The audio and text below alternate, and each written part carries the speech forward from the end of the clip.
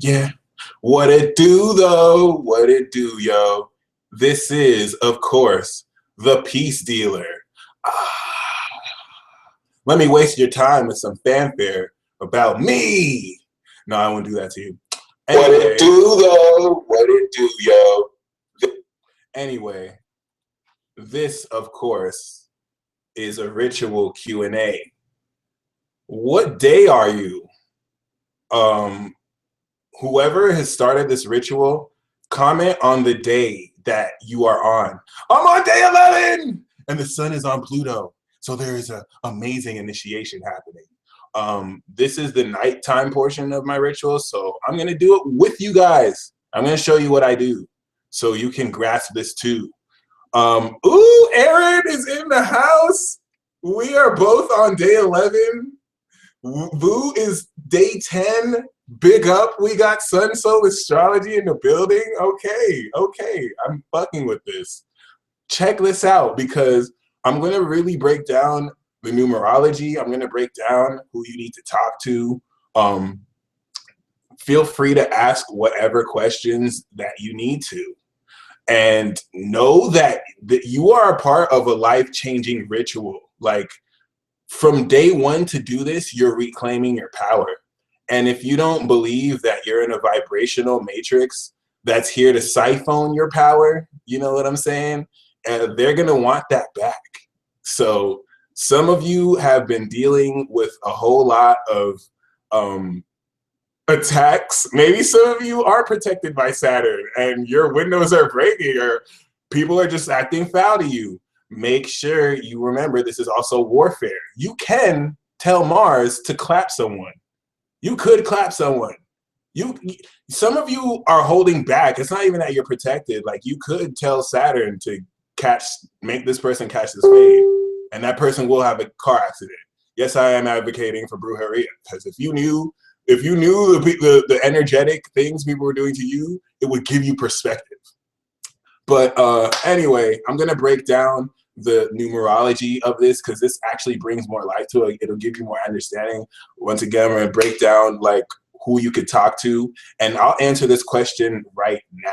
You know what I'm saying? Like, when it comes to who to talk to, it's whoever. Like, what you want to see as this ritual, and if you're new to this ritual and you haven't done this ritual, great. I'm going to, once again in this video, break down what to do. What's up, everyone coming in? Aaron says, we got Cliff in the building. What's good, fam? Aaron said, this is a total spiritual test. You got what it takes. You got what it takes? Fuck yeah, you do. And this is the point where I tell you, Uranus is in Aries. I'm going to just disrupt this whole ritual because I have to break this down. In order for you to even understand what this ritual is, Uranus. If you don't know the planet Uranus, don't look this person up on YouTube. Go talk to him right now. If you don't know who Uranus is, go out and just like be yourself. Uranus is in Aries. This is the revolution. This is why people are leaking the corruption in the government. This is why people are freaking standing up to these stupid corrupt regimes and not, okay, so all that energy that is like meant to disrupt the system is not going down. And then it's going to go into Taurus. The last time Uranus was in Taurus, we had an economic depression. Keep in mind, anyone starting the ritual now, be very cautious. If you're starting the ritual today for the first time, be very careful, okay? Be very careful. You want to start things on new moon. So the moon is waning or waxing. I sound dumb, but the moon is after the new moon we just had. So you're still able to start stuff. We haven't had the full moon yet. But you're doing this when the sun is on Pluto. So if you're starting the ritual now for the first time, some of you might have, already done it. If you're restarting it today, you're doing this with Pluto. Pluto is like the planet of death, okay? So if you start again and you're starting with Pluto, this is the good side. If you start with Pluto, Pluto will hook you up. You will ascend. If you're starting now, it's just prepare for every single thing that is not pure in your life to go. But this is good. But if you miss a day, that's like breaking an oath with Pluto. That's why I don't recommend, if you're a Scorpio, do it. If you're a moon in Scorpio, do it. All right? Because you guys are loyal enough anyway. You know what I'm saying? This is not an issue for you. If you don't have good commitment, I would hold off. I would wait until Aquarius season. Aquarius is cool. He's the cool uncle that, you know, will probably smoke you out when your parents aren't allowed. But this is in freaking Capricorn. You don't play that. Hey, wait, you don't play that.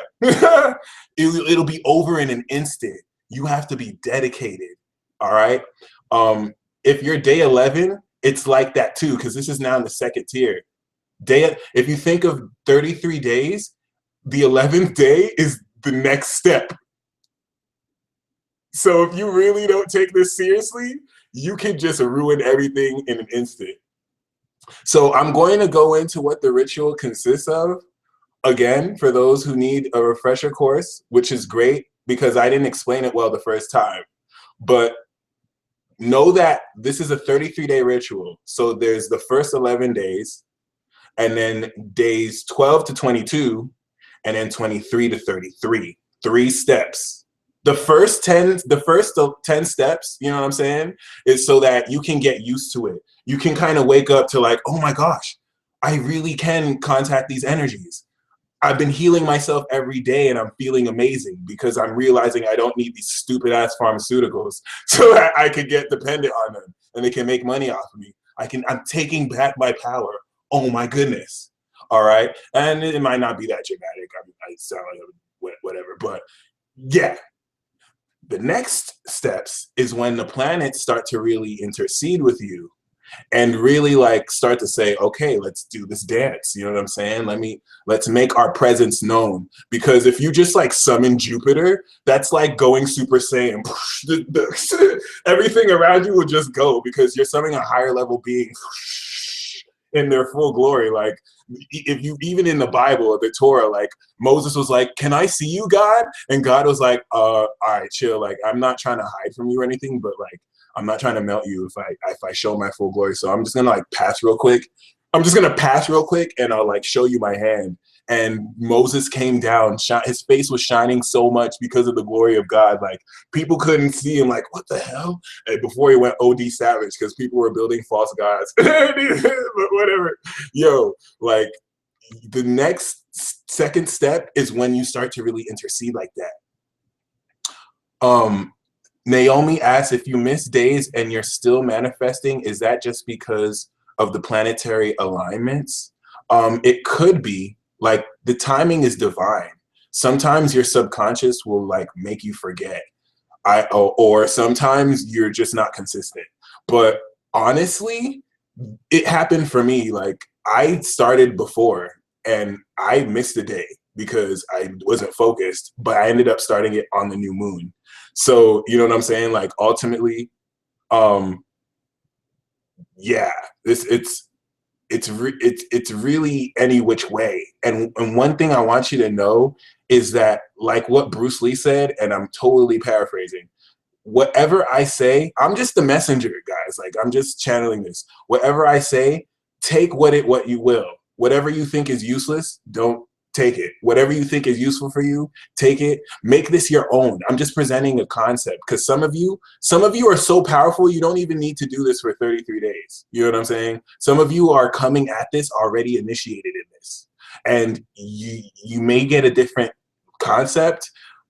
Make this your own, all right? This is healing and turning on and activating your energy system because you're consciously funneling healing energy day and night, all right? And you're not praying, you're communicating, all right? You're literally communicating with these conscious, sentient, higher beings called the planets and the stars. Aquarius is the connection.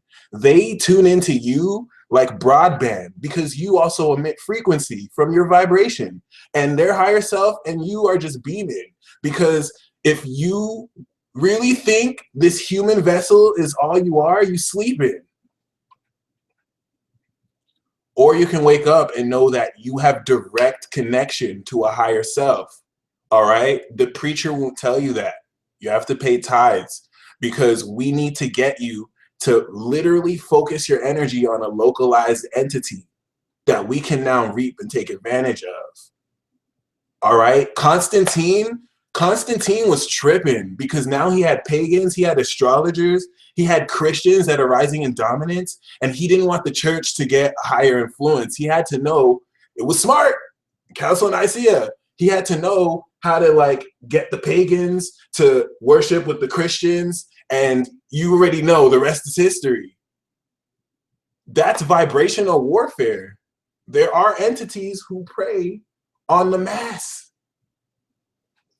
Or you can reclaim your power and connect. Keep in mind though, it's all about consciousness. Some people can use Christianity or Islam as their way of life to ascend. So this is where I say, like, it's not about the messenger, it's about the message, if that makes sense. Someone says the bottom line to the ritual, to ascend to the 5th dimension. Some of you are ascending to the 6th dimension. If you're not hip, check out my World War Zero series. If you're a Scorpio, Taurus, Pisces, if you're a Pisces, you're born 6th dimensional. If you're a Scorpio, Taurus, Cancer, Virgo, Capricorn, you ascend to the 6th dimension. 6th dimensional awareness, because you're representing the feminine essence, the divine feminine, even if you're a man or a woman. You know what I'm saying? Like, my moon is in Capricorn, so I connect with the goddess clan. That's where I get my wisdom from. Even though I'm a Gemini, that's why we clash. You know what I'm saying? Whenever I do this ritual, I can't talk to Saturn a certain way, because Gemini and Capricorn are beefing. Astrologers won't tell you that though, because astrologers are fucking like, well, Gemini rules truth, communication, facts. So it's in the 3rd house, and you're gonna be talking a lot today. Really? Really? Like, it's ridiculous. It's ridiculous. Anyway, it is what it is. That's Uranus right there. It is what it is. That's all I gotta say. Let's now refocus and understand the ritual. Regardless of what day you're on, I'm gonna do this with you all, like I said. So the first step is I'm gonna take my hand. I'm channeling white light down in my vessel, okay? And I'm feeling it nourish my cells. It's white light from the universe. And it's meeting, I'm focusing it in my Tantian, my solar plexus chakra. And while I do that, I'm drawing in energy from the earth. Lisa Perez says Gemini rules twin flames. That's the goddamn truth. Libras rule relationships. Libras are the ordainers of who gets together, and Aquarius is like where it happens. Blah. But yeah, if I was going to talk about Gemini and Caps beefing, oh my God, I'm sorry. I'm feeling this energy congest. This is a lot. Ugh. Hopefully you guys are doing this on me. The solar plexus chakra is your belly button. Just focus it there. Holy shit. Okay. Keep in mind, because we're doing this together, our energy is pooling. This is now a collective consciousness that we're focusing together. So first and foremost, what we're doing with this light is to protect us. We're casting white light over us, and we're grounding with the energy of the earth. If you don't do this, then, you know, any entity can just come through and just like, so notice we do this first before we start talking and invoking these energies. All right.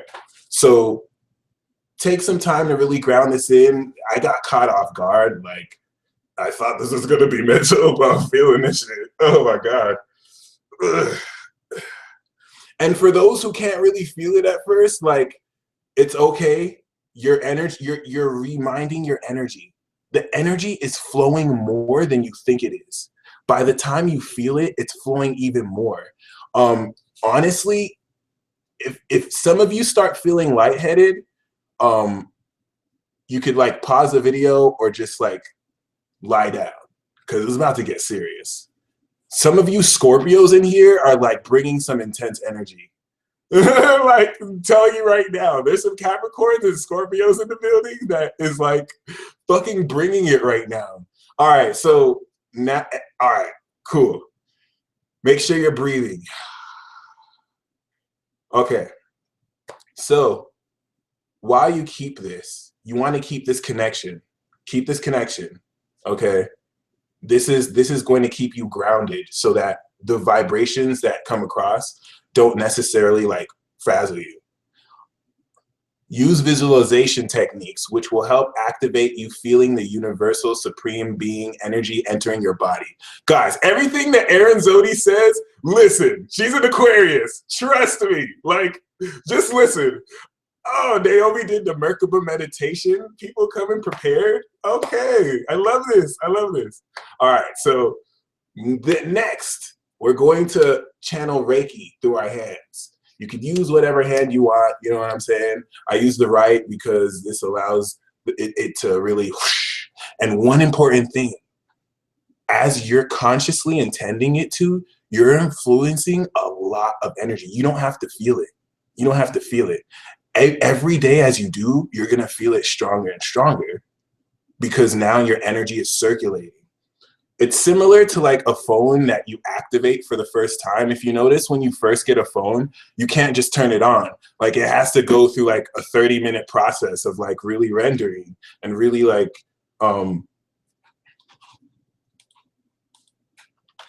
opening itself up so that it can finally download the firmware that it was born with. I'm gonna invite more people. So, yeah. Okay, we back. Are you guys ready? Are you guys ready? There's no turning back from this because Pluto is on the sun. The planet Pluto is on the sun in Capricorn. And anything that you commit to right now, is going to completely transform your life. Some of you, you're already like, I don't know how many days in, you know exactly what I'm talking about. I'm really talking to the person who's doing this for the first time. I want you to know what you're stepping into. Like, I'm an oblivious Gemini. Like, the universe will just show me signs and I'll just be like, where are the signs? Like, what the hell? Like, so this has been like enlightening AF, okay? Please understand, regardless of what day you're on, you committing to do this right now, you're making a pact with Pluto. This is something only a Scorpio can understand. You have to be willing to die and be reborn. All right? You're going to really be, it's not even about being tested. Like, there is a very deep activation that is coming with this. You are now channeling these energies, which just comes with a huge responsibility. So prepare to be consistent with this. All right. For the next 5 minutes, I'm going to channel healing energy into my heart. Some of you will want to just keep your hand on your heart the whole video. 5 minutes is just the minimum. You don't even have to do this for more than 5. Ooh, I gotta breathe. So while I'm doing this, I'm gonna explain the different perceptions that different zodiac signs will experience this as. And I'm also going to explain the numerology of the days. For example, if this is your first day doing this, or if you did it already and you're starting from day one, this is all the power. You now define what this is for you. Okay. After we heal, this is when we start to invoke the energies. Oh my goodness. Oh shit. Okay, man. Some of y'all gonna be seeing some freaky shit, my friends. Like, if you're a Sagittarius, you may really catch it. You may really catch the spirit. Anyway, please be advised, don't necessarily feel like there's one spirit you should call on and one spirit you shouldn't call on. You don't have to handle any energies being evoked because you're healing yourself and you're channeling energy. The purpose of this ritual is to establish contact, real vibrational contact with energies that you wish to assist you. You can like contact God. Don't contact God though. He's facing liquor. You'll just feel joy. If you contact God, just feel joy in your heart. So you help us party. But don't feel like you have to talk to this person or that person. You can make an imaginary friend, okay? Let's make this irrational. Like, don't think this has to have any rational process. This is more the consistency of you pouring your heart out and really expressing yourself authentically, really expressing who you are. You know what I'm saying? Like me, can I be honest with you? When I talk to these planets, I talk so much shit. I talk so much shit. I talk shit about shit that doesn't even exist. Like, but I could be saying whatever, but then there's how I feel and the energy that I'm projecting. You know what I'm saying? And I do chop it up too, like, you know what I'm saying? But it's more about the consistency of the connection. So, for example, let's say on an average day, you do this ritual and you invoke whatever energies into your sacred space. This is you choosing who you want to talk to. That's why you don't have to worry about dark entities, because you are invoking them. If you want to invoke an entity that's going to disrupt everything, that's because you invoked it, if that makes sense. Trust your intuition and guidance on who you feel drawn to talk to. If you're a Capricorn, if you're a Scorpio, some of you will call the dark entities because they're your spirit guides. Like, they give you the best advice. Don't listen to Hollywood thinking that they'll poltergeist stuff. They actually serve you. Scorpios command demons. You know what I'm saying? Like, they're demigods. Like, demons will harass Aries. You know, Aries is a warrior though, so Aries fights demons on the daily. They're demon slayers, but Scorpios command demons. Like, it's different on the feminine side. Like, you got to know the politics of the sides. All right. If you feel lightheaded though, it's because you're either taking in a lot of this energy, but it's actually good. Like, it means you're vibrationally shifting the matrix and frequencies. So I'm kind of being unconventional here. You kind of want to push it, like, or not like suppress the flow. But yeah, like I said, like, when you invoke these energies, keep in mind what's on your heart. Keep in mind what it is you want. What is the purpose of you even invoking these energies? Are you invoking it just to invoke it? If you are, invoke the moon. The moon doesn't give a damn about what you say. The moon only cares about what you feel. So if you don't even know what to say, just invoke the moon. I'm going to do that right now. I invoke the moon. How you feeling?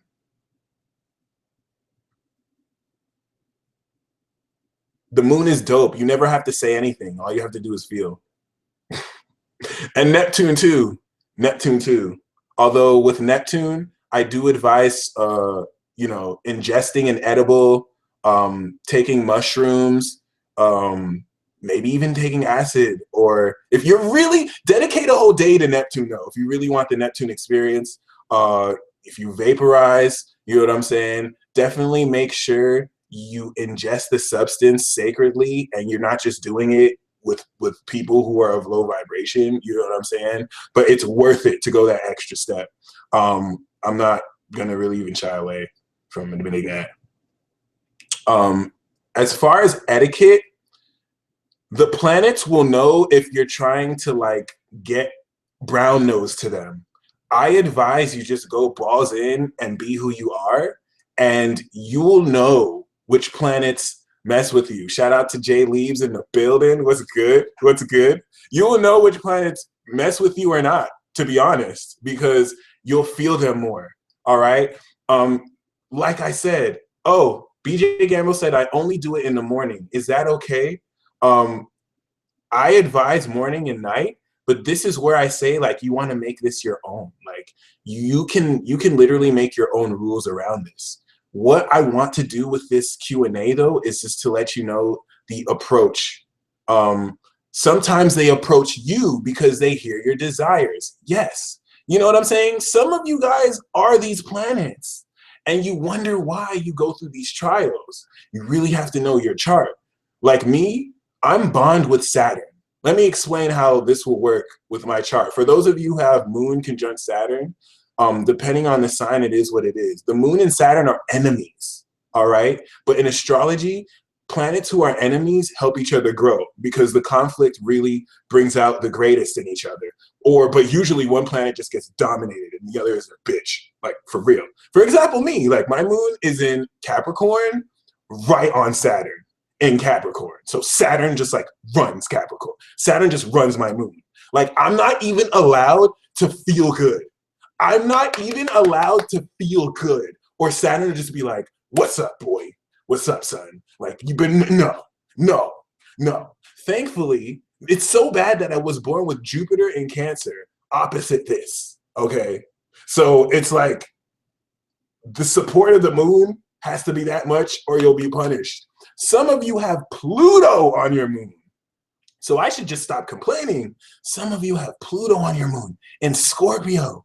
And it's just like, do you even have feelings?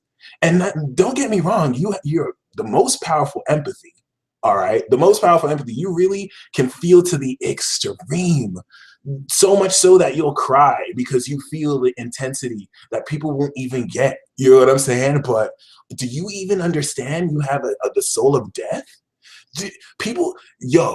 Don't ever mess with the Moon conjunct Pluto and Scorpio. Like, you don't even know. You don't even know. They'll be contemplating how you'll die. They'll be contemplating how you'll die, and then you almost get in a car accident the next day. Like, and that's even with Scorpio people or Cancers. Well, Cancers are all about that action, so they'll just kill you themselves. But I'm telling you, like, it's real out there. Have any of you seen Death Note? Like, I mean, I'm just gonna stop right there. Anyway, I'm gonna say the ethics surrounding this are very important.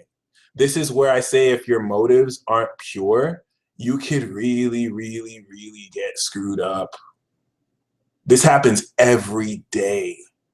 Every day. How many people send bad intentions to people on the daily?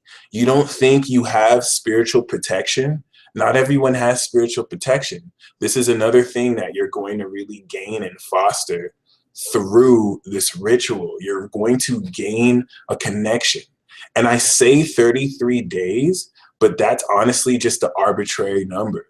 The point of this is to make this a consistent spiritual practice and devotion.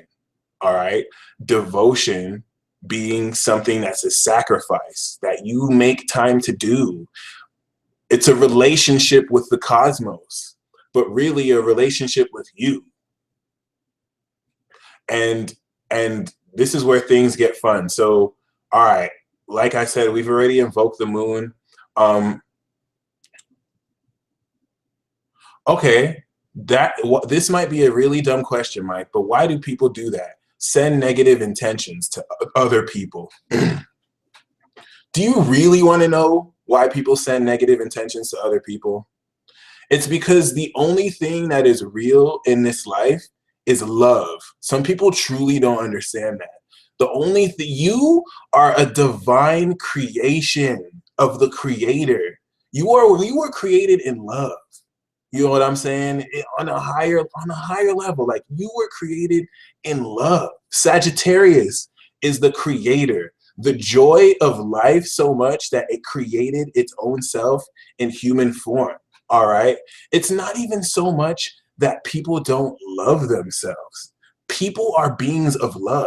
It's so much so that anyone can remember this and remember that they're of love. You return to love. All right. So not everyone is spiritually protected. Not everyone notices that you can watch music videos and you're getting bombarded with so much satanic symbolism with subliminal images that will creep into your subconscious. All right?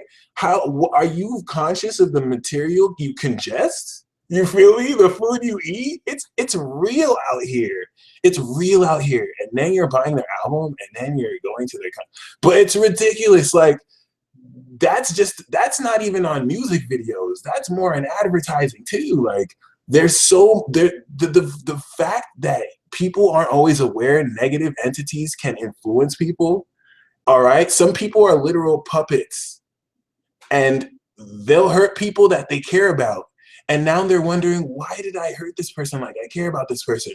Who can I talk to about this person? People feel like I'm crazy. You know what I'm saying? And they don't know their energy body is getting pimped out. They don't have protection from Jupiter and Saturn. They have weak wills and they can vibrationally, you know what I'm saying? They were not trained about how to protect themselves. When frequencies control people, all right? I'm gonna go full conspiracy because I really don't care. The shit is so real. And you have to be willing to shift your perspective. And I'm not telling you to accept this. I'm telling you that when you experience it, don't think you're crazy. Don't think you're crazy. When you feel it and you're thinking that's it, you're right. Trust me. You're right. You are so right. Okay. Sometimes, you know what I'm saying? You can be with your best friend and they get possessed by a wicked spirit because they're off. Maybe they've been depressed and now they're susceptible to like negative vibrations and they get possessed and then they do things that are uncharacteristic of what they do.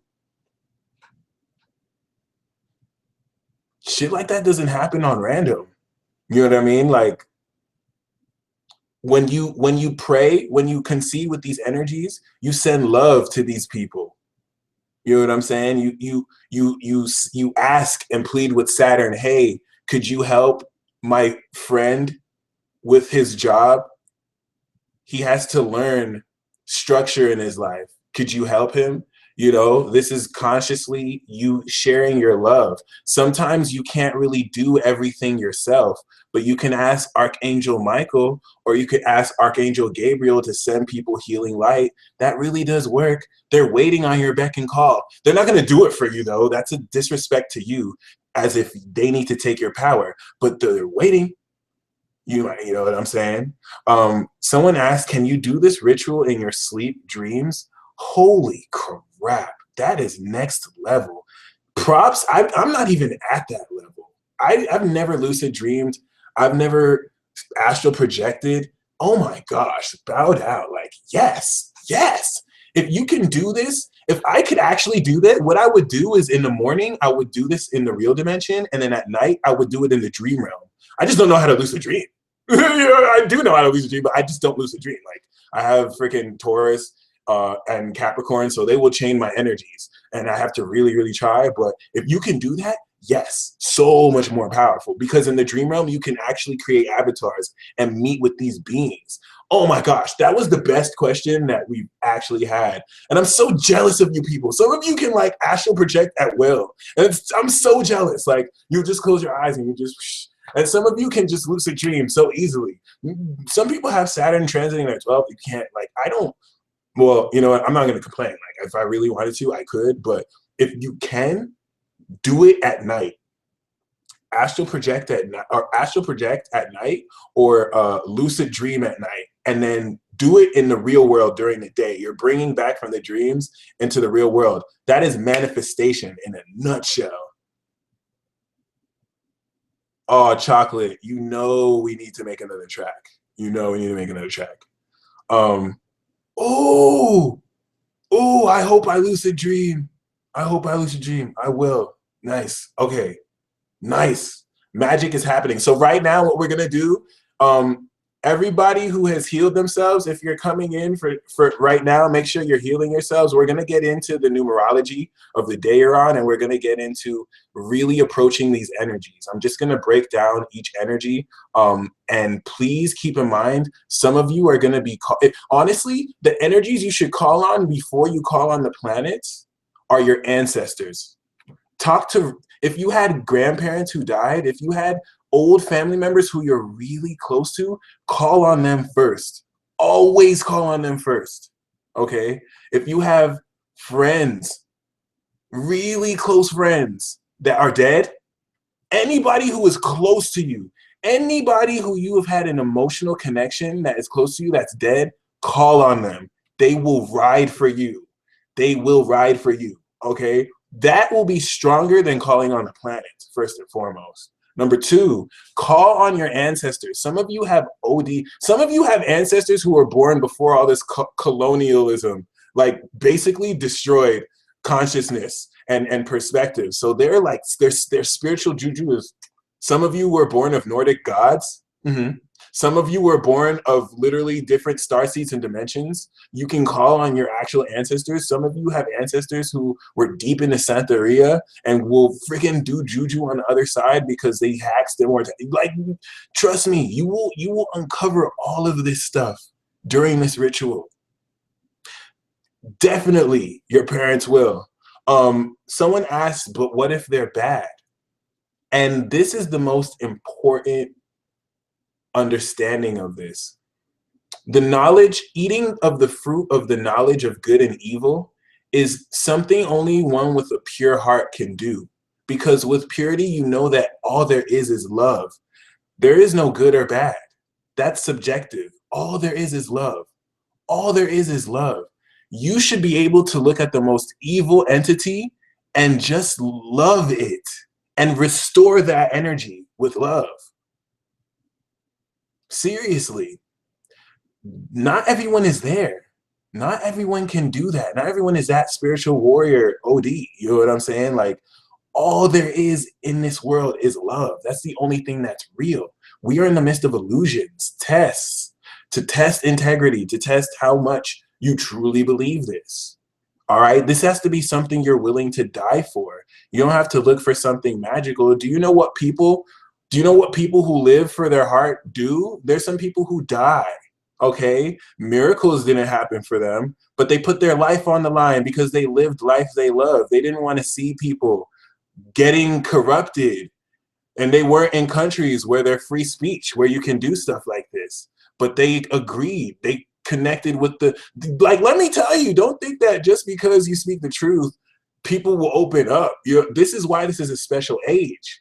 All right, if you even read the Old Testament, the prophets stayed in the truth. They killed those people, but they didn't compromise. They stayed true to the energy they were channeling, but they were channeling the truth.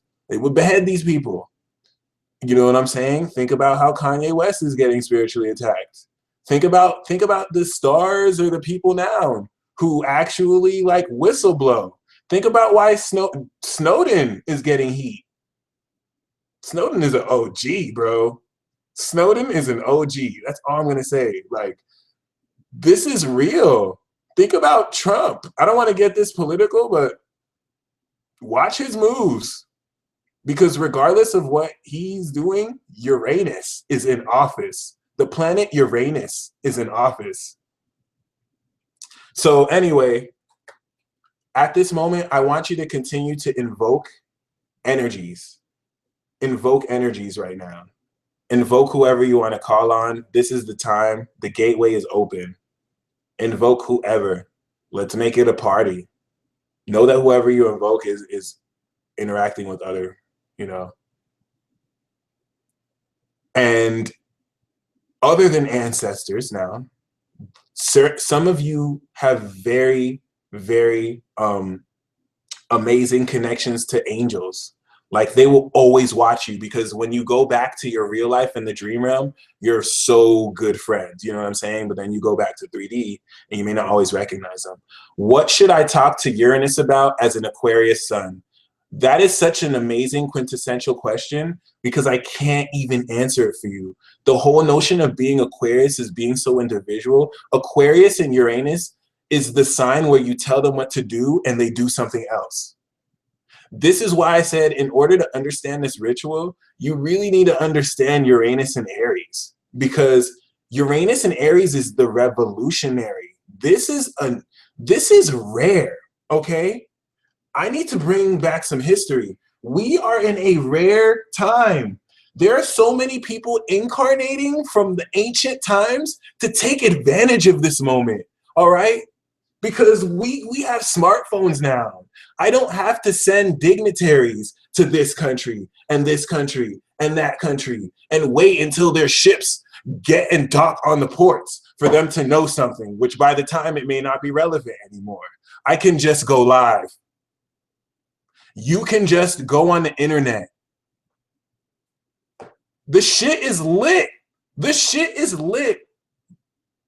My niggas, we made it. Like, I swear.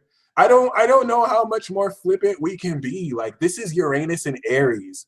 Uranus and Aries is like, hey, look at all the structure and rules, okay? One thing that I respect about Aquarius is they don't make the naive mistake of Aries and Gemini, who will just break the rules. You know what I'm saying? Like, we don't care what the rules are. We're going to live our own way. It's authentic. But, you know, these are more, the development of these signs are more cognitive, you know, more babyish. That's why even me, I'm a Gemini sun. The only reason why I'm mature is because my moon is in Capricorn. I swear to God. There's some Geminis that will be eternally useful in Peter Pan, but I'm immature because I have a Gemini, and I'm smart. It's not really bad too, but I'm telling you that's where it comes from, right? But Aquarius is different. Aquarius will study all the rules. Uranus knows all the rules. Uranus is the dude that will be like, oh, this is the rule, but because I can do this in a different way, I'm not still breaking the rule. Okay, and it's like in the court of law, you can act. Uranus is the one that will say, "Oh, nope, you didn't know that if you actually do this, I can break this law," and they'll prove it. That's Uranus, genius. Okay, so keep in mind that Aquarius, the air version of Capricorn, which respects the rules but knows how to quantum leap them. This energy is in Aries. That does not. Ooh, hold on. I need to pull up some facts. That does not, you have to understand, Uranus in Aries is the evil genius who is like, hey, let me take all these structures and rules and complete all of them. Like, oh, this is what I'm supposed to do? I'm not going to do that. This is what I'm supposed to do? No, I'm going to do me. And they're not being defiant and purposely rebellious. They're being themselves. Like, what? Hold on. Let me break this down. Uranus in Aries is when you get stopped for jaywalking. You get stopped by the cops for jaywalking. And there's not even any cars around. But you know what you did? You broke a law. You jaywalked. You're bad. You shouldn't have jaywalked. But you're going to get a fine. That's Capricorn. You know Capricorn's all about that money. Capricorn loves to tax you. You're going to get a fine because you jaywalked. There were no cars around, but you jaywalked. And Uranus in Aries is like, no, there's no reason that I should even have to be subject to these rules. There's no reason why an elite few should have to dictate what I do at all. Not even that they can have their own thing. Aries is distinct. Uranus and Aries is giving you the pill. It's not even the pill, the jolt to reclaim your power. But there's opposition, okay? God forbid the gods, the higher forces, give you that. That happened before. Then humans got too enlightened and they became the rival gods. But now Jupiter is in Libra. You know how Libras are some peacemaking ass people. You know how Libras know how to talk to the right people and pull the moves. Like, all right, we're gonna negotiate. All right, it's not working though. This opposition, the Jupiter in Libra is like somebody trying to give a cake to somebody just to appease them. And Uranus and Aries is like, I will murk you too, you peacemaker. Like, I will murk you too. If you're gonna Uranus and Aries is not compromising with Pluto and Capricorn. And Pluto Capricorn doesn't compromise. Compromise, I set the rules. Like, you don't break these. So you can definitely see where if you want to understand what this is, speaking rock, perfect example. All right, and this has been happening. Oh crap. But speaking rock is the most perfect example of this right now. Where the people are Aries and the government structure is Capricorn. Who is going to win? Who is going to win? Who will survive in America? Who will survive in America? Babylon. Okay, I will say, the last time that Uranus was in Aries, I need to find out what year this was.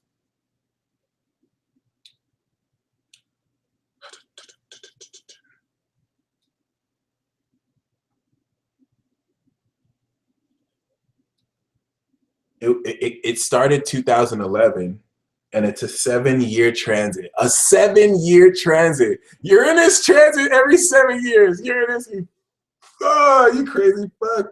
7 years. Like, I couldn't make this up. I really couldn't make this up. When was the last time Uranus transited Aries? Woo, woo, woo. So we're looking at like the 30s. Uranus squared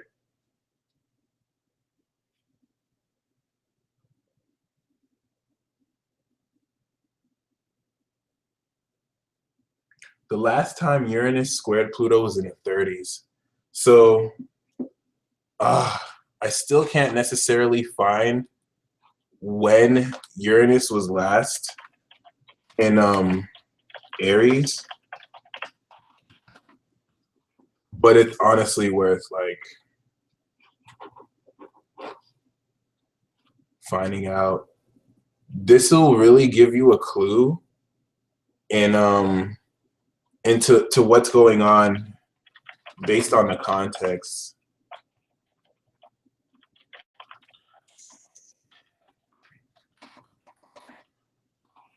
So those of you, by the way, while I'm searching for this date, those of you who have invoked these planets, you want to spend some time, once you feel your space is sacred and you have invoked these planets, spend the time talking to them about your life. Like, talk to them like you would talk to their friends. Don't talk to them like, don't feel like you have to bow down. Some of you will feel their pressure and you can do that, but talk to them like you would talk to someone who you can confide in, all right? And you're not really having to command them. The only way you should command them is if you're a Scorpio, if your sun sign is in Scorpio, Sagittarius, Capricorn, Aquarius, and Pisces. Okay? Now, I really don't mean to be snarky. And oh my mother freaking goodness, get out of here. I really don't mean to be snarky. I found out when Uranus was in Aries. You guys are going to trip. You guys are going to trip. But I don't mean to be snarky, but if your sun sign is in these signs, like, you legit have to make these energies your bitch. Okay? Please understand me here. Some of you have been taught to bow down to people, and it's messed you up. It messes the way you flow, okay? Listen, I'm a Gemini. My sun sign is in Gemini. I sacrificed a lot. If I try and make the planets my bitch, I will get humbled. I will get punished. All right. If I try and give orders to Saturn, oh my gosh, I'll stop making money instantly. She'll financially make me bleed until I start to like respect her. All right. But and there's exceptions to the rule. All right. But if you are a Scorpio, Sagittarius, Capricorn, Aquarius, or Pisces, these beings are below you. Like you say, you do this. That's why for other people, if you're not these signs, talk to the angels or talk to your ancestors. You know what I'm saying? I'll talk to the planets sparingly, all right? If are those signs, they're below you. Like you make them your bitch. That's how they'll respect you, because that means you're serious about it. They're serious. And they don't mind. They're independent in themselves. They all have the best self-esteem. You know what I'm saying? They're ready to serve. All right. It's vibrational matrix, my friend. Like you have to understand, you need to know how to delegate these energies. All right. Some of you may not know at first. Some of you may rely on one planet for everything. If you want to do this, get this. If you don't know, like someone said, what's an archangel to talk to for finances? It doesn't work like that. Archangels are all like fluent. All right. People say Venus is the planet of love. You can talk to Venus if you want to like do anything. All right. It's not about that. People have so left-brained and like ruined the process of manifestation because they're arrogant and they feel like they can truly know the mystery that is God, goddess, the universe. It's infinite. Unless you're an Aquarius or Pisces, you cannot truly know, okay?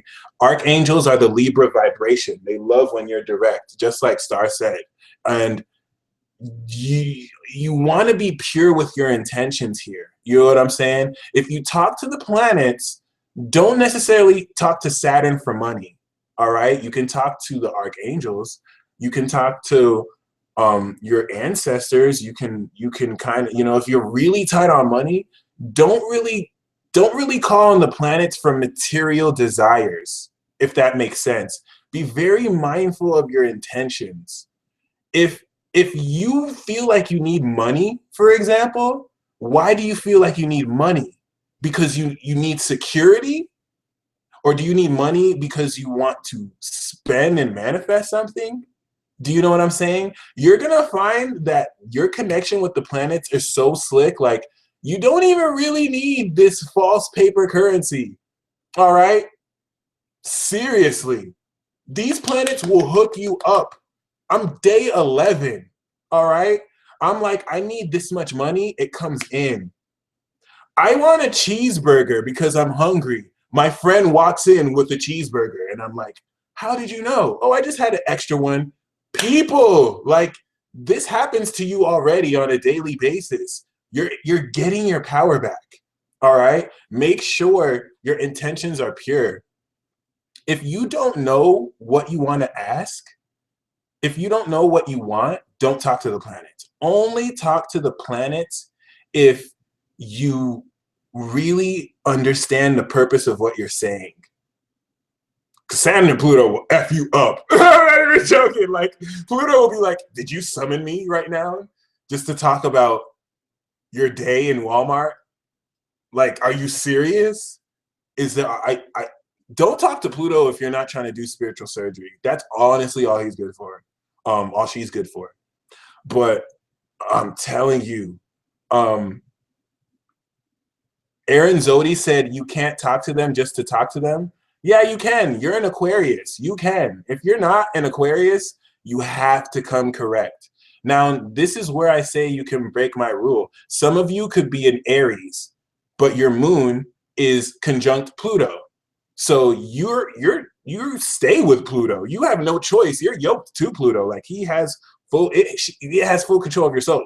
You know what I'm saying? Like, you can do whatever you want. And I'm gonna break down each sign's approach. And I'm going to tell you who your favorite signs are too. There's so much to talk about with this. There's so much to talk about. So the first thing, right now in the process of the ritual where we've invoked energies, the first thing, this is where you understand why the planets are amazing. I'm going to break this down right now. The sun is conscious illumination. Every day, spend at least 5 minutes looking at the sun, sending energy to the sun. The sun loves you. The sun loves you with all its heart. It's pure love. If you want the energy of love, it's the sun of God. Don't look to Venus. Don't let these people fool you. Venus is all romance and tricks, really. I'm not gonna lie. And that's my chick. That's my chick. Like, Venus rules my whole chart. That's wifey right there. Venus is wifey right there. So she has her own respect. But Venus is more relationships. That's why this rules Libra. Okay? The sun is pure love. Okay? If you want to break down love in astrology, that's Leo, that's Scorpio, that's Aquarius, that's Taurus. So some people say that they don't have love in their hearts. That's true. They don't have any of those signs because they sacrificed love for power in this lifetime or for magic, or they didn't progress. You know what I'm saying? They didn't progress into learning love. Some people, they don't have power. All they have is love. You're just a currency. The purest form of love is Scorpio. That's the love that keeps you coming back over and over and over. You get me? But the most exciting form of the love in the sun is Leo. The sun. The sun. Like, make sure you go out and talk to the sun. I just joke with the sun. I just talk shit with the sun, you know, all day, really. But I make sure I talk to the sun because it's forever moving forward, and we got to push this, buddy. You know what I'm saying? It's a star. It's a star. It's a star. And you got to show it your love because it shows you it's love. And when you take in its rays, come on, my friend. Tell me you don't feel amazing. So anyway, the moon is all you need. The moon is all you need for pouring out your feelings. Some of you have feelings that you can't comprehend. You need to tell the moon. You need to open your mouth and tell the moon. The moon is the curtain. Forget that ball that you see up in the sky, too. I'm talking about the moon, the spiritual moon, the luminary. The moon fills you into some shit. The moon is the reason why Joe Schmo is smiling in your face, or you're like, why is this so inauthentic?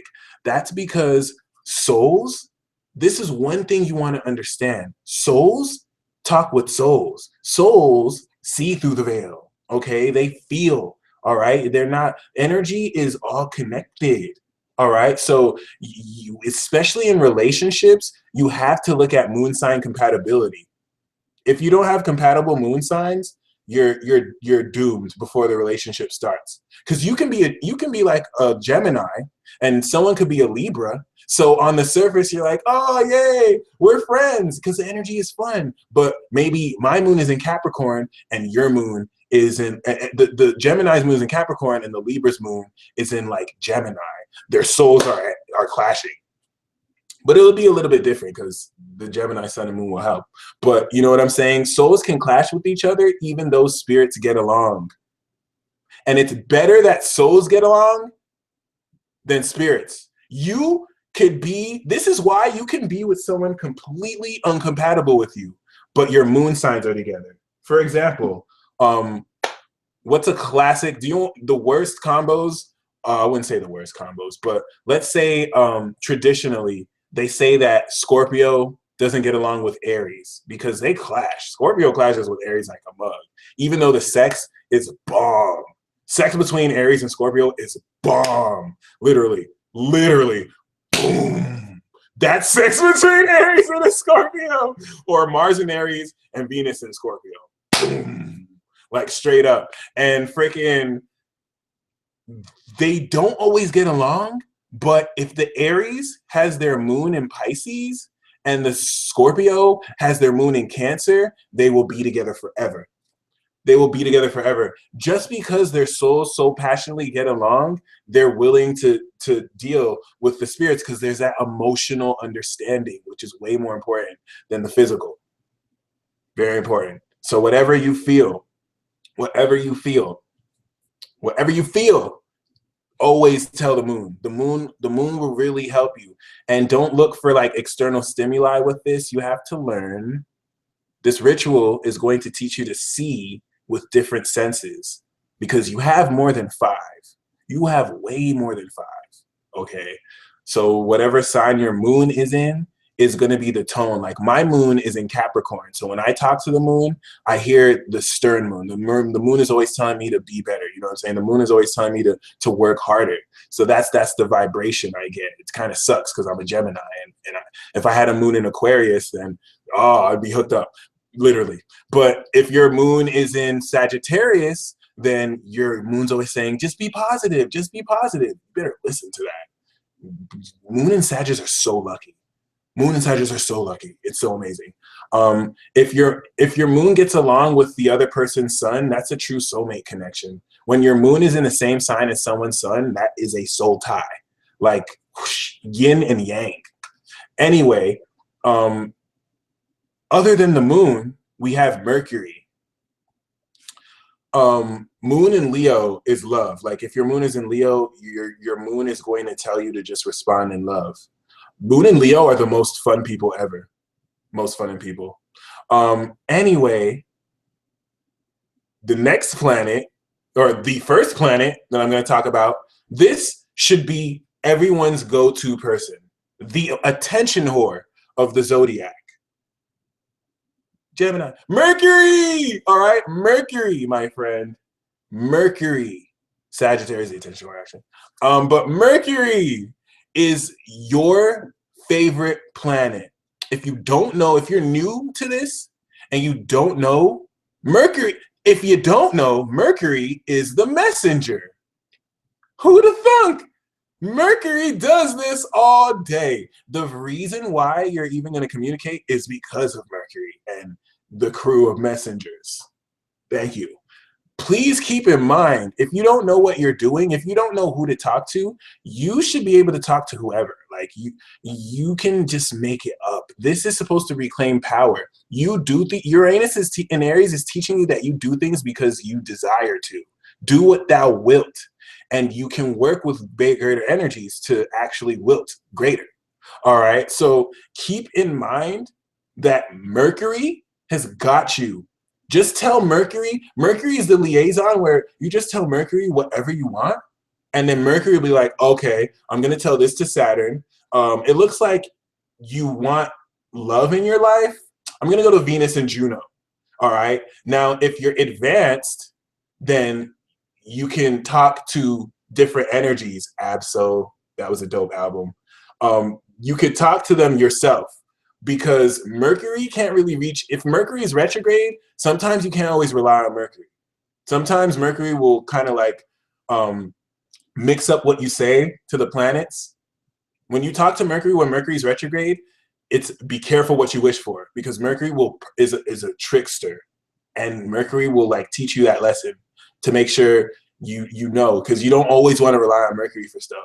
Okay, but if you're new to this, and even when not, you know, sometimes it's always good to rely on Mercury. If you're trying to talk to somebody, always call on Mercury. If someone is trying to dodge communication from you and you want to understand what their true motives are, the moon and Mercury. Mercury will give you the information, and then the moon will channel that information through psychic channels intuitively to you, especially if you're born with moon Mercury in your chart, especially if you're born with moon Mercury and Neptune.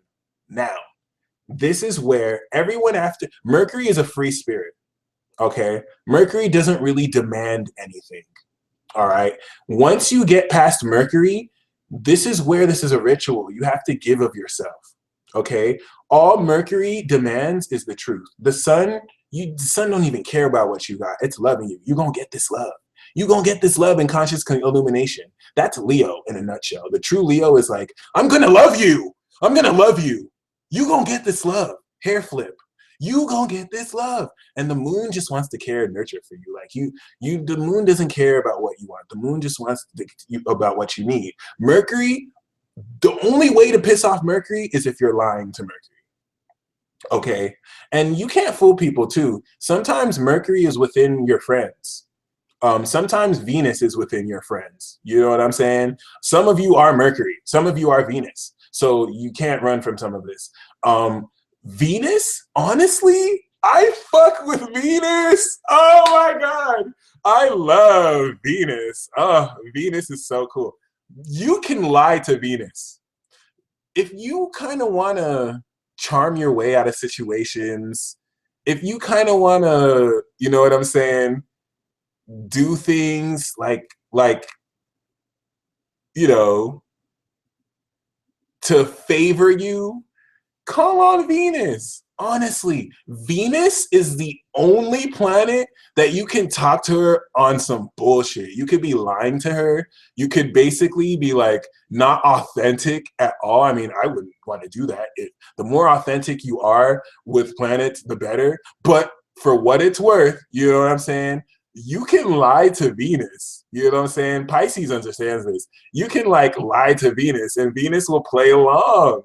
Venus speaks that language. Venus speaks love languages. All right, like you can go that way, and she will dance with you. You feel me? You can dance with the devil a little bit. Anyway, please keep in mind, Venus isn't really here to make you fall in love. Venus is here to help you manifest. Okay, Venus will teach you, because what does Venus rule? Venus rules Libra. Okay. Someone asked what my love language is. Well, Venus is in Taurus. I speak the language of loyalty and commitment. So my Mars is in Aries and my Sun is in Gemini. So my attention wanders a lot, you know what I'm saying? But my Venus is like, but I want to exclusively save this love for one person. I speak the love language of consistency, all right? But yeah, freaking Venus is here to help you manifest. Taurus and Libra. And what's the best part about Libra? Libra is about give and take. All right? People don't understand that about Libra. People think Libra is just, and Cancer is like give, give, give. Well, people think Cancer is give, but Libra is give and take. All right? Like starting from Venus, whenever you call on Venus, you give her something. Transaction. This is where the concept of tribute comes in. All right. This is where the concept of offerings. This is why certain spiritual people give us, this is why certain spiritual people give offerings to certain beings that they enshrine. Did you ever notice that? Like sometimes they'll be giving them some things. That's because sometimes in order to help you, they want some stuff. It's real. It's real. Did you ever think about that? When you want a service done, you usually want something in return because that's how energy flows. Some people want money. Some people want respect. All right. Don't think that these gods are any different. All right. Some gods are arrogant. Saturn. Like, why would I do anything for you? What are you doing for me? Saturn, for example, don't waste Saturn's time. The whole energy of transactions, deals, that's all Saturn. Don't talk to Saturn. Why do you think they say Saturn is the devil? Don't talk to Saturn if you're not ready to wager something. You don't have to wager your soul. Saturn doesn't give a damn about your soul. Saturn sees souls on the daily. Maybe, you know what I'm saying? Venus can be bought, okay? Venus can be bought. And I'll give a run through on Venus through the signs. Make sure you remind me, but Venus can be bought. Bribery is the dark side of Venus. You know what I'm saying? Like, you can do that. You can do that.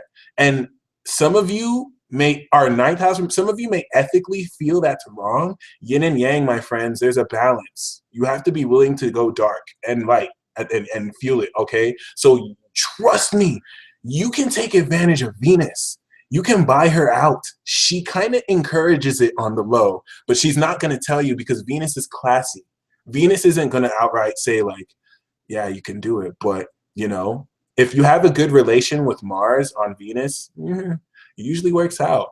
But yeah, talk to Venus if you want certain things. She'll kind of talk to the rest of the planets, and Venus knows her way around. Let me tell you, like, I'll talk to Venus if you don't know what to offer Venus.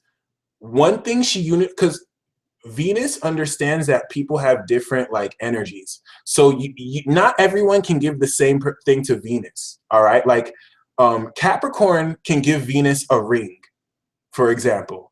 Capricorn can offer Venus a ring because Capricorn knows how to see into the value of things.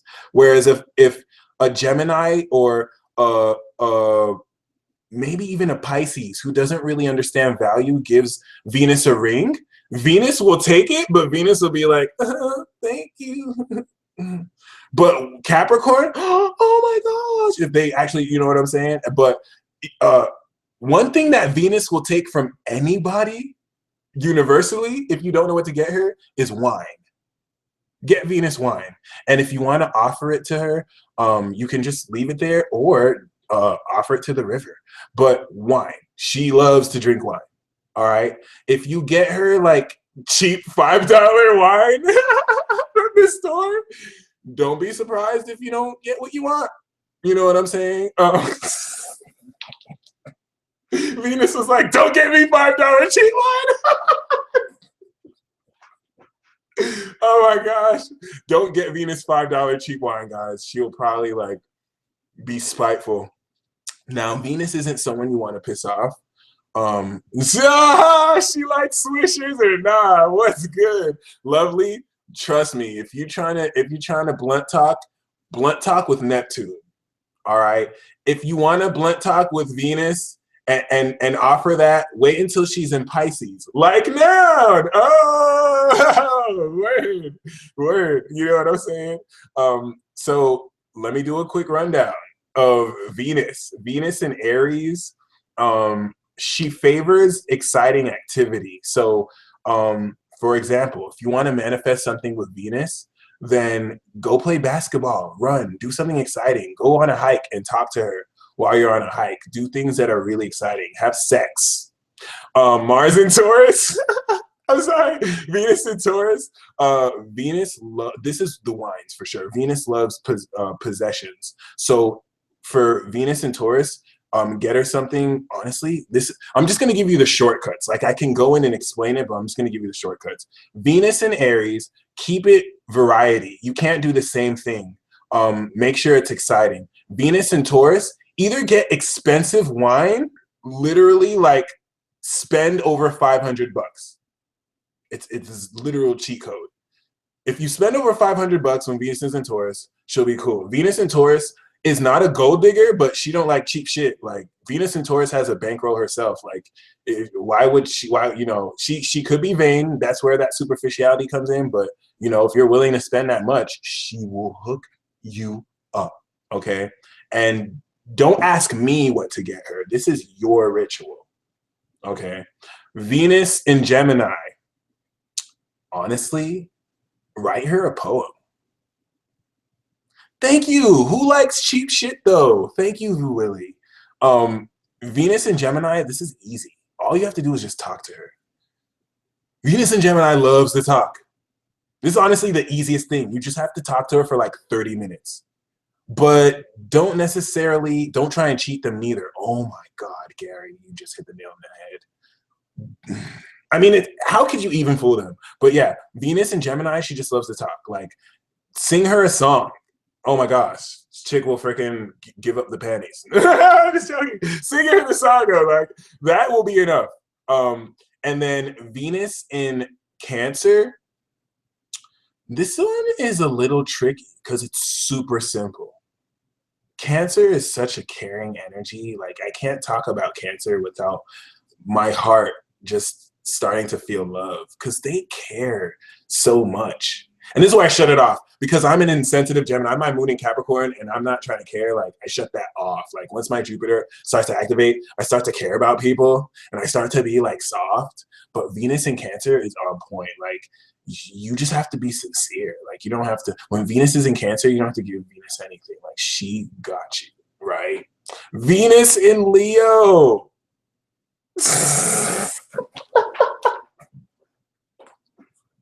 I don't feel sorry for you if you have Venus in Leo, but I feel sorry for you if you have Venus in Leo, because I don't feel sorry for you, because for Venus in Leo, you literally have to like put on a performance. Venus in Leo is a complete diva, and she will let you know. She'll be like, hey, I'm an obnoxious diva. Show me attention. Okay? So you have to give Venus a show. Now, this isn't bad, because if you have Venus in Leo, you're naturally like this. Like, you that's what you love and love, right? So this is great. Like, you don't have to give Venus in Leo anything, you know what I'm saying, material. But if you have Venus in Leo, then freaking, you know, perform. And all right, keep this in mind. Even if you don't have Venus in Pisces, right now Venus is in Pisces. So for Venus in Pisces, if you want to connect with Venus, you have to meet these planets halfway with their energies to vibrate with the frequencies. But Venus in Leo, don't strip tease. You have to do a full production, all right? You have to be willing to give a whole hour to Venus, fully expressing yourself. If you're an artist, oh, you good. Like, really perform for Venus. Pretend Venus is watching you, watching you perform, or watching you sing, or watching you act. You know what I'm saying? Even if it's not an hour, like, perform. Like, make sure you're using your heart. She knows if you're not using your heart, she'll be bored. But if you try, you know, she'll clap. But if you're a Venus and Leo, you naturally do this. Like, you don't have to. I have to take notes from you. If you have a Venus in Virgo,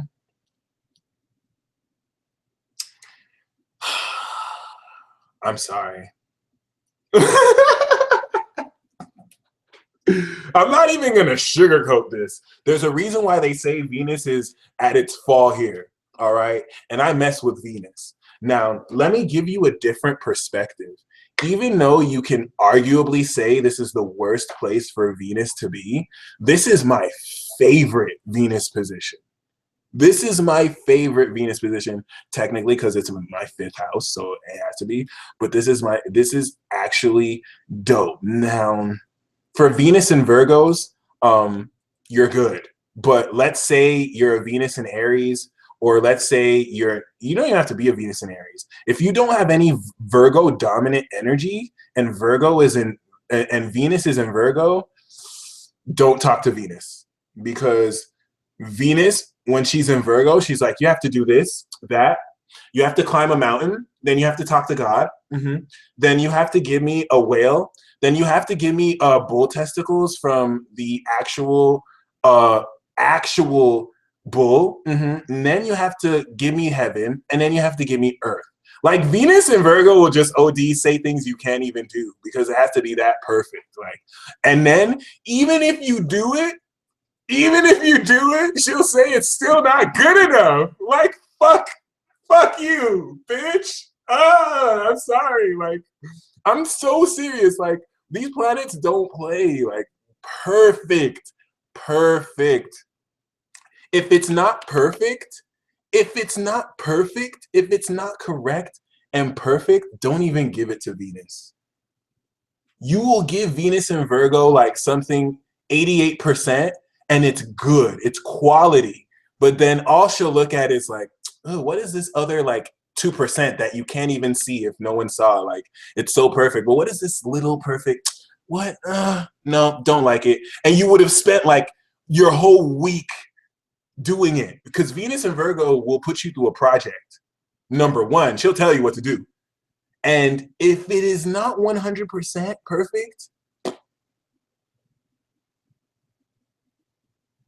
now, people with Venus and Virgo in their chart, not all of them are like this. You know what I'm saying?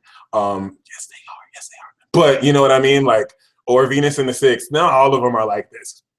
But, you know, it is what it is. Venus in Libra.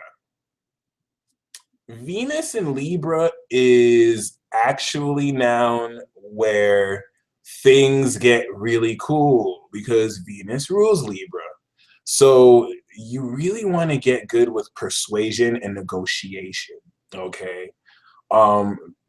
Venus in Libra really just wants to be romanced. Like she's gonna act like she wants to be taken seriously, but Venus in Libra is so intelligent. Like before you even approach her, she's already psychologically assessed you. She's already known like your motives and intentions.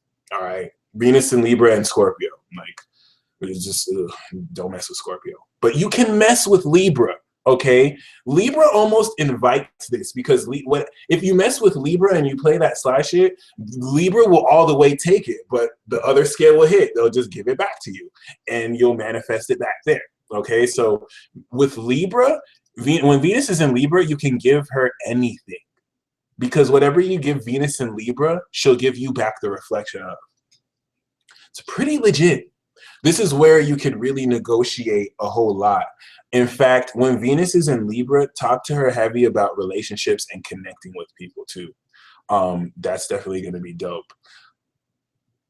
When Venus is in Scorpio,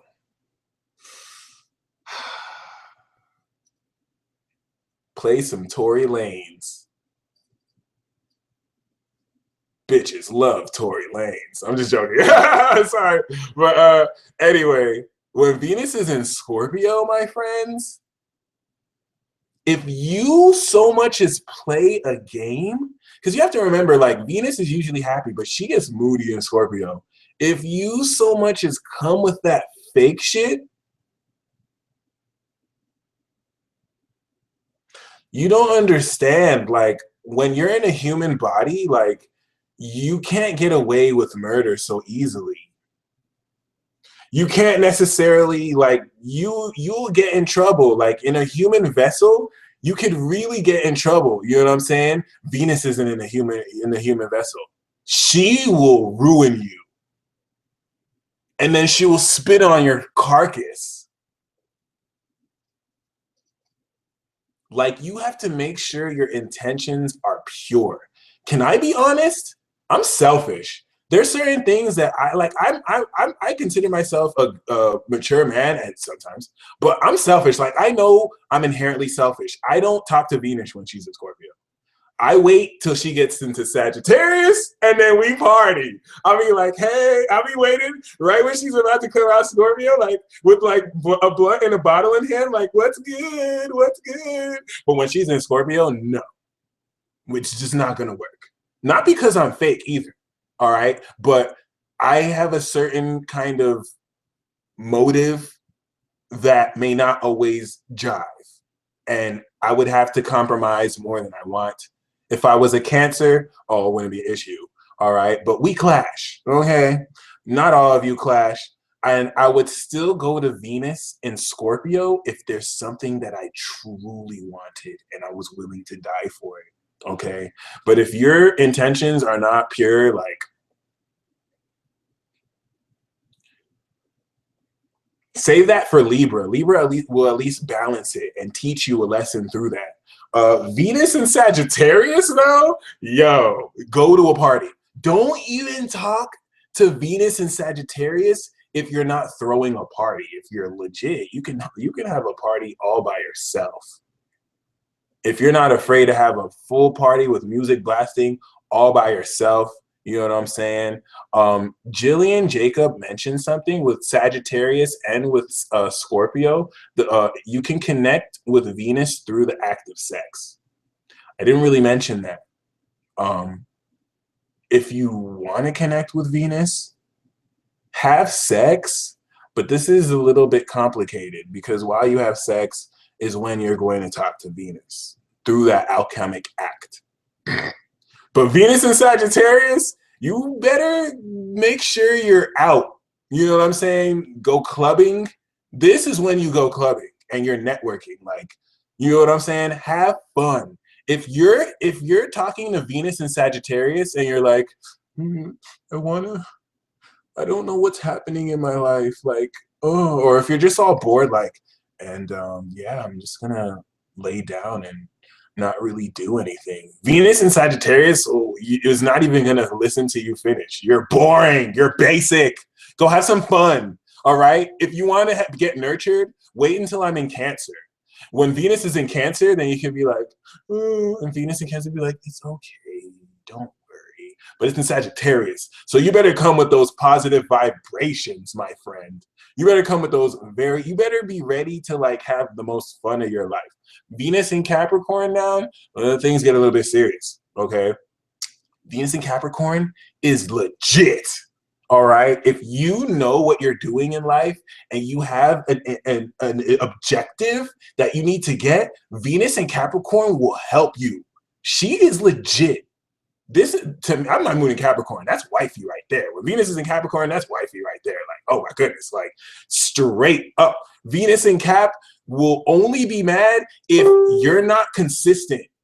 If you ask her to help you on a project and you're not consistent, she'll be pissed off. You do not waste her time.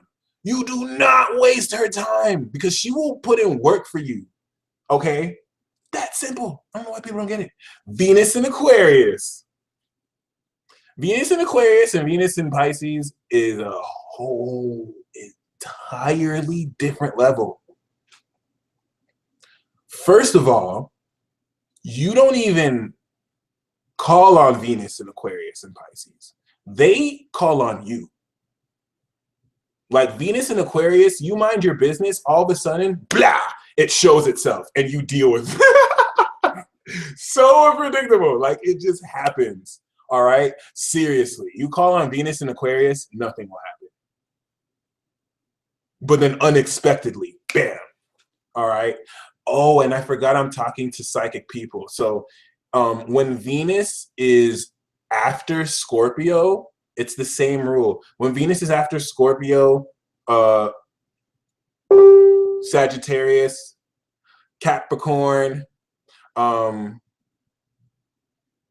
Aquarius, and Pisces, when Venus is transiting past these signs, all right, you can astral project and lucid dream. You will have a stronger connection with these energies in the other realms. All right, something to keep in mind. Do you believe having Saturn and Venus and Pisces mean I'm doomed? No, having Saturn and Venus and Pisces means that you have spiritual integrity, but we live in a world that lacks spiritual integrity. So you just feel lonely and like you can't relate with anyone. Shucks. I would say to wrap up Venus in Aquarius, and not wrap up the ritual, we still have so much more to talk about. To wrap up, you know, Venus in Aquarius and Pisces, be careful. If you talk to Venus in Aquarius, you will get raptured. Like you will just be minding your business and all of a sudden you're like on a flight to Dubai. Shit like that happens. Venus in Pisces, the shortcut to Venus and Pisces is to do really good drugs, okay? The positive side of Pisces is yoga and meditation, but just do really good drugs, especially if it's Venus in Scorpio too. Make sure it's pure, all right? But Venus in Pisces, do really good drugs. Like don't hit up Venus in Pisces if you're smoking Reggie and there's seeds in it. And it's just, all right? Isn't this unconventional? You won't hear this. People will be like, no, you can't get to the bad side of Pisces. Like, that's the bad side. Like, with Pisces, you have to refine the vibrations and meditate and actually take in good vibes. No, don't let these people fool you. Psilocybin, acid, marijuana, take it in moderation. Do not let these substances run you. This is where you have to have moderation. This is where you have to have Saturn, all right? You shouldn't do this like every day.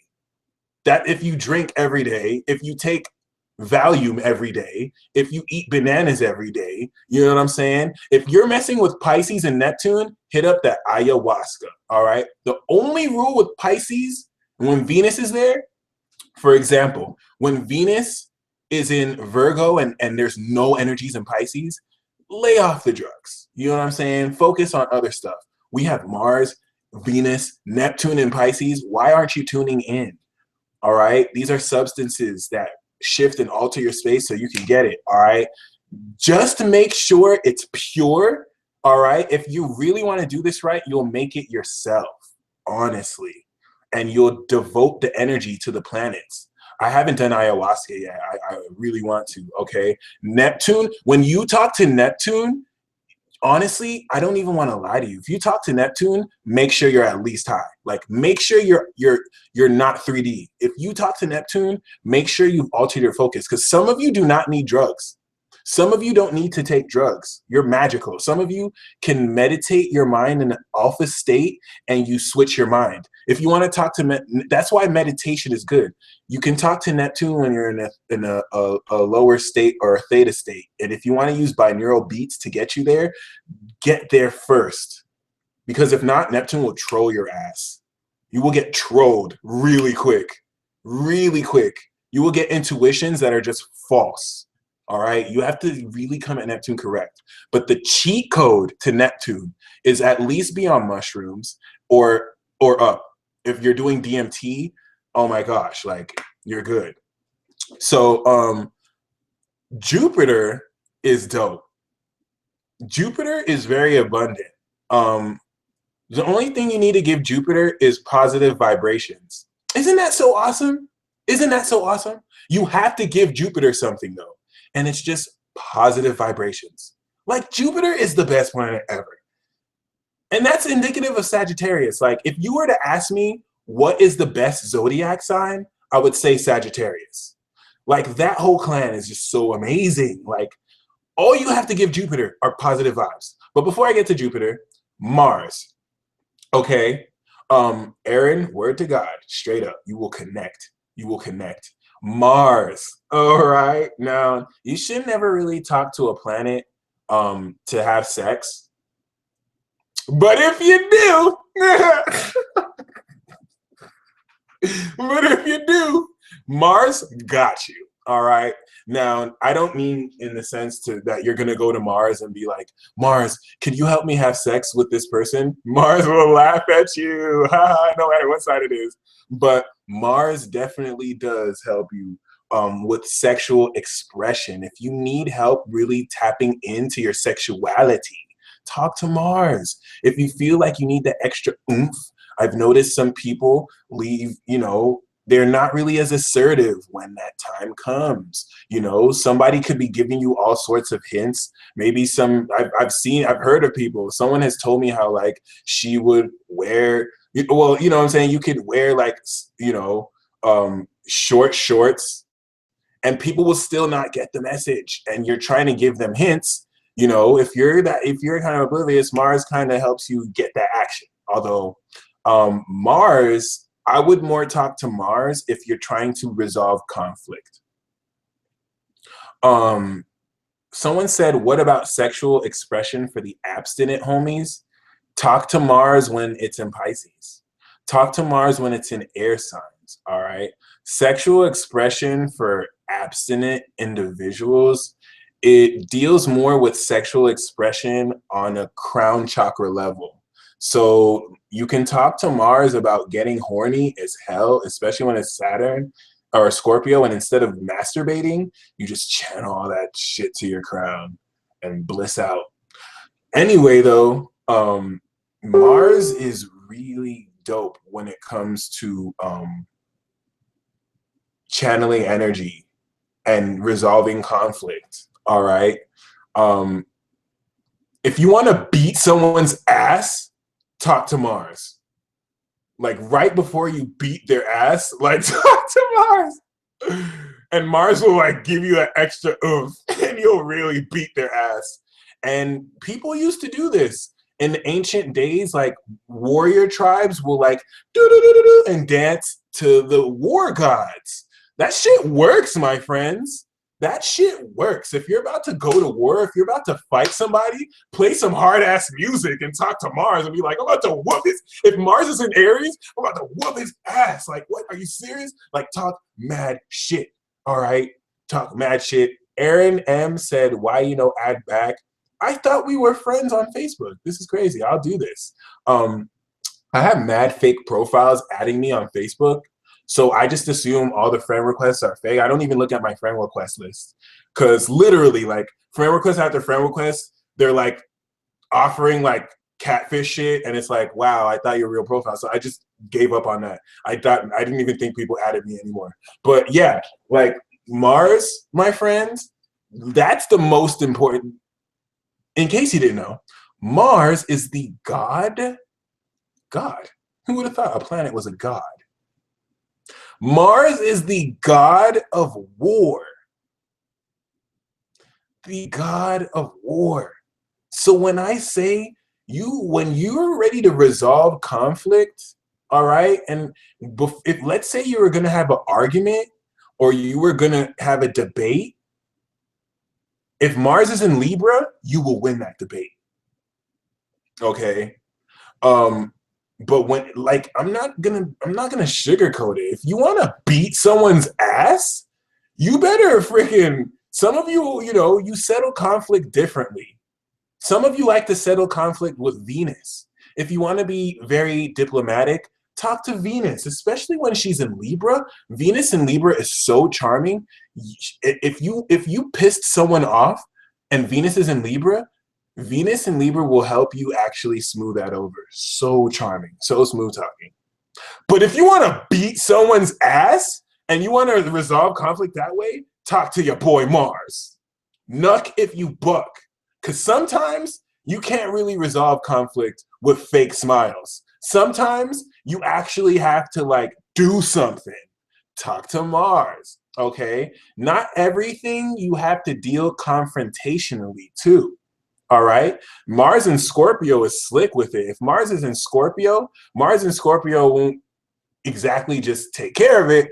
Mars in Scorpio, if you ask Mars to help you with something like revenge, or if you want Mars in Scorpio to help you resolve conflict, Mars will wait until that person is on their last leg. Like Mars will wait until that person is at their weakest, and then it'll tell you, strike, strike, strike, strike, strike, sting, strike. Like Mars in Scorpio is nice. Mars in Scorpio is nice, especially if you're trying to, you know, do the do. Mars in Scorpio, and like, it helps me. Like sometimes I can be very oblivious to signs. Like my Mars is in Taurus. I'll be in my head. Woman will be showing me like signs. And like, I would just be so busy overthinking things. But sometimes if I talk to Mars and Scorpio, like Mars and Scorpio would just be like, do something, do something. But I don't know if I should just do something. This is the perfect time. Mars and Capricorn is like that too. Perfect timing. Mars in Aquarius is dope because Mars in Aquarius is so unpredictable. It's even more sinister than Scorpio. Like, you cannot count on Mars and Aquarius to really understand. Dark energy meditations are the flavor. They will definitely work. Jupiter. Call on Jupiter if you want very positive things to happen with your life. Jupiter is almost like a cheat code, but the only reason why it's not a cheat code is because Jupiter is just an exponential multiplier. It's the biggest planet. This motherfucker has like how many moons? Just chilling. So Jupiter, what you give Jupiter, Jupiter will give you back 3 times. Be prepared. This is how abundance works. Like if you give Jupiter a lot of joy and positivity, and you're like, I want happiness in my life, all right? Mind you, you're not talking to the moon, who is, you know, really trying to hear your emotions. You're talking to Jupiter, who wants your positive vibrations. You can't be like, I want to be happy. Jupiter is the person in the crowd that's like, I can't hear you.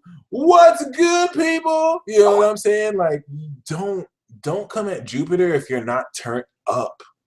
That's the cheat code for Jupiter. Like, be OD, especially if you have Jupiter in Libra, be OD extra. Like, just be happy, super in love, and be like, yo, what's good? Bring me that abundance. Just be direct. Bring me that abundance in this, that. Demi TV always talks to Jupiter. People who always talk to Jupiter are lucky. They're always lucky.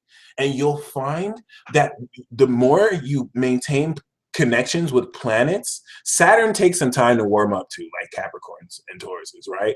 But, you know, Saturn may not like you at first because you don't value discipline, and Saturn might really not mess with you, but as you maintain, you know, communication, even though it won't like you like other ones, it'll help you out. Jupiter, if you maintain communication, will help you out. Like, Jupiter just wants your love. That's all these planets, they just want your love, guys. Like, that's really it. But we have different expressions. All right. And then Saturn, you know what I'm saying? Talk to Saturn if you want to get shit done. I'm gonna just be honest. But just don't waste Saturn's time, okay? Don't waste Saturn's time. The only thing you give Saturn is time. This is the Lord of Karma, okay? That's the only thing you give. Saturn is the taskmaster, so you're already giving it to him. When you incarnate, you sign a contract with Saturn because Saturn rules this world as well. So Saturn's like, this is my planet, and if you think you're gonna stay on this planet forever, you do have an expiration date, unless you follow the school of Uranus and you cheat death, or you just cheat the rules, which I'm gonna get to because Uranus is like the most genius. Anyway, Saturn, talk to Saturn if you want to get some shit done, my friends. Saturn isn't Venus. You know what I'm saying? Saturn, you can't bribe Saturn. You can't be like, yo, Saturn, here's $5 million. I want this. You could do that with Venus. You could do that with Venus. Saturn is like a multi-billionaire though. So there's really no, Saturn owns like all the money in the world. Father Time. Money doesn't mean crap to Saturn. You know what I'm saying? All you give Saturn is time, devotion, and consistency. And, you know, people think that Saturn can manifest things quick for people. Saturn will manifest things instantly for people if they walk in integrity and they live their path and they have no karma that they have to deal with. All right? Don't believe what people say about Saturn. The reason why Saturn is a hard taskmaster is because you have a lot you have to really work for. All right? Even in the debilitated cases, it's karma. That means you have to learn that lesson. Saturn is a hard taskmaster teacher. Jupiter is a very abundant, benevolent guru teacher that just wants the best for you. Saturn will put you through difficulty to learn, all right? And this is regardless of the sign. Saturn, you know, Saturn is going to do that. Different expression through the signs, but the main lesson is still the same. Give Saturn your time. Even my expression and tone is just so serious. You know what I'm saying? Like, Saturn will kill your vibe if you're not serious enough. Saturn will kill your vibe if you have shit you need to do, okay? That's why Saturn doesn't like me. I know a lot of people. I'm a Gemini. I just want to run around and be in Neverland. I really mess with that. I like to talk to fairies. You know what I'm saying? And there's so much I can do. You know what I'm saying? Like finish series. And Saturn is like, yo, you can sleep when you're dead. You know what I'm saying? Ooh, that's deep. That's deep. You can sleep when you're dead. And Saturn is a she. Saturn is an old woman who's beautiful and she ages gracefully.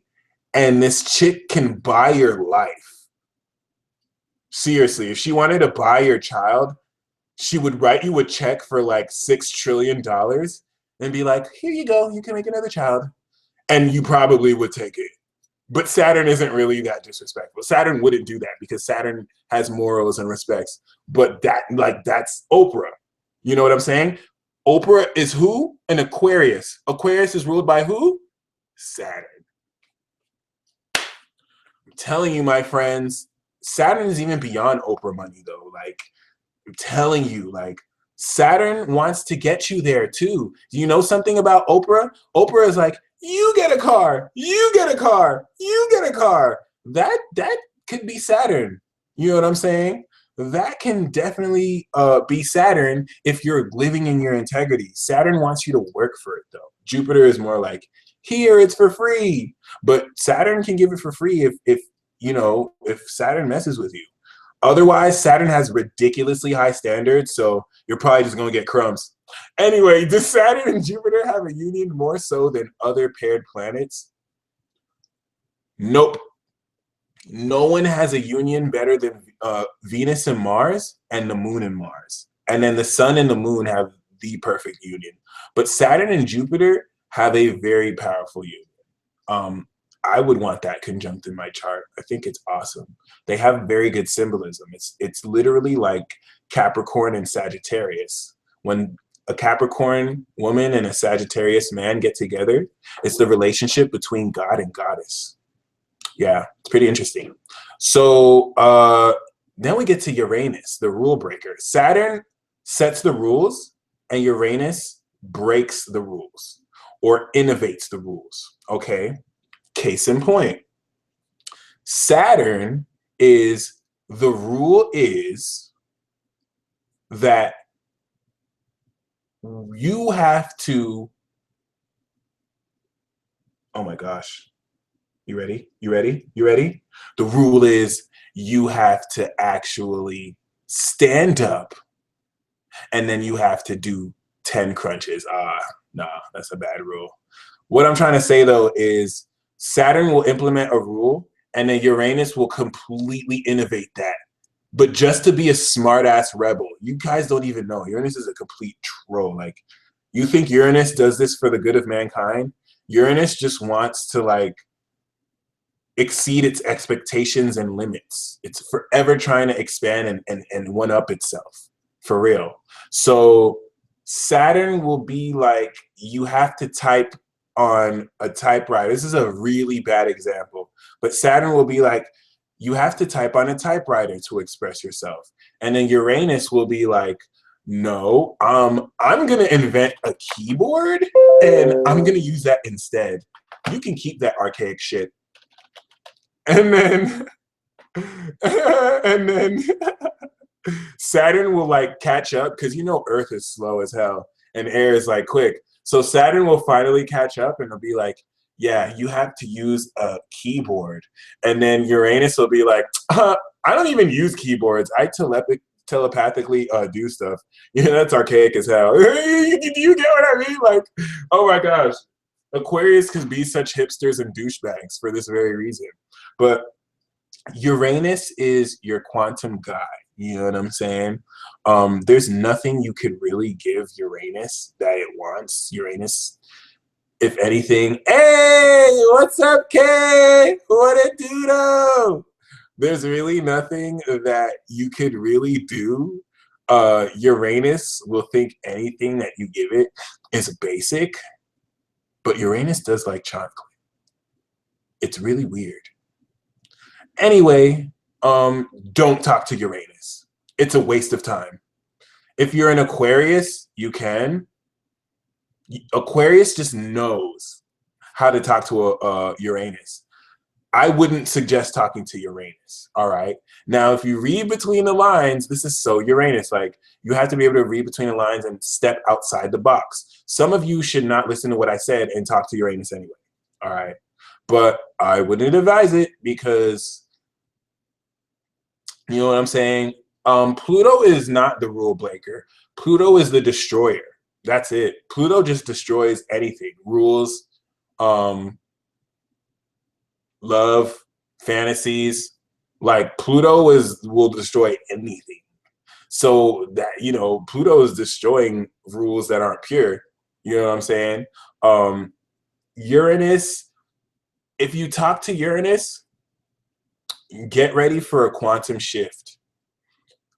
Seriously, like, it could be something unpredictable, like someone calls you out of the blue, or you get kicked out your house and now you're halfway across the country having to like do some ridiculously random things you never thought. If you talk to Uranus a lot, like, get ready for that quantum shift, because Uranus does not give a damn about, Uranus will put you in compromising situations just to test you, just to see how cool you can hang, buddy. I'm just gonna tell you that right now. Don't mess with Uranus and Neptune if you're too in the box. Like, this is how you approach Uranus and Neptune. If you are in the system, like, don't listen to these people. You don't have to break out the matrix.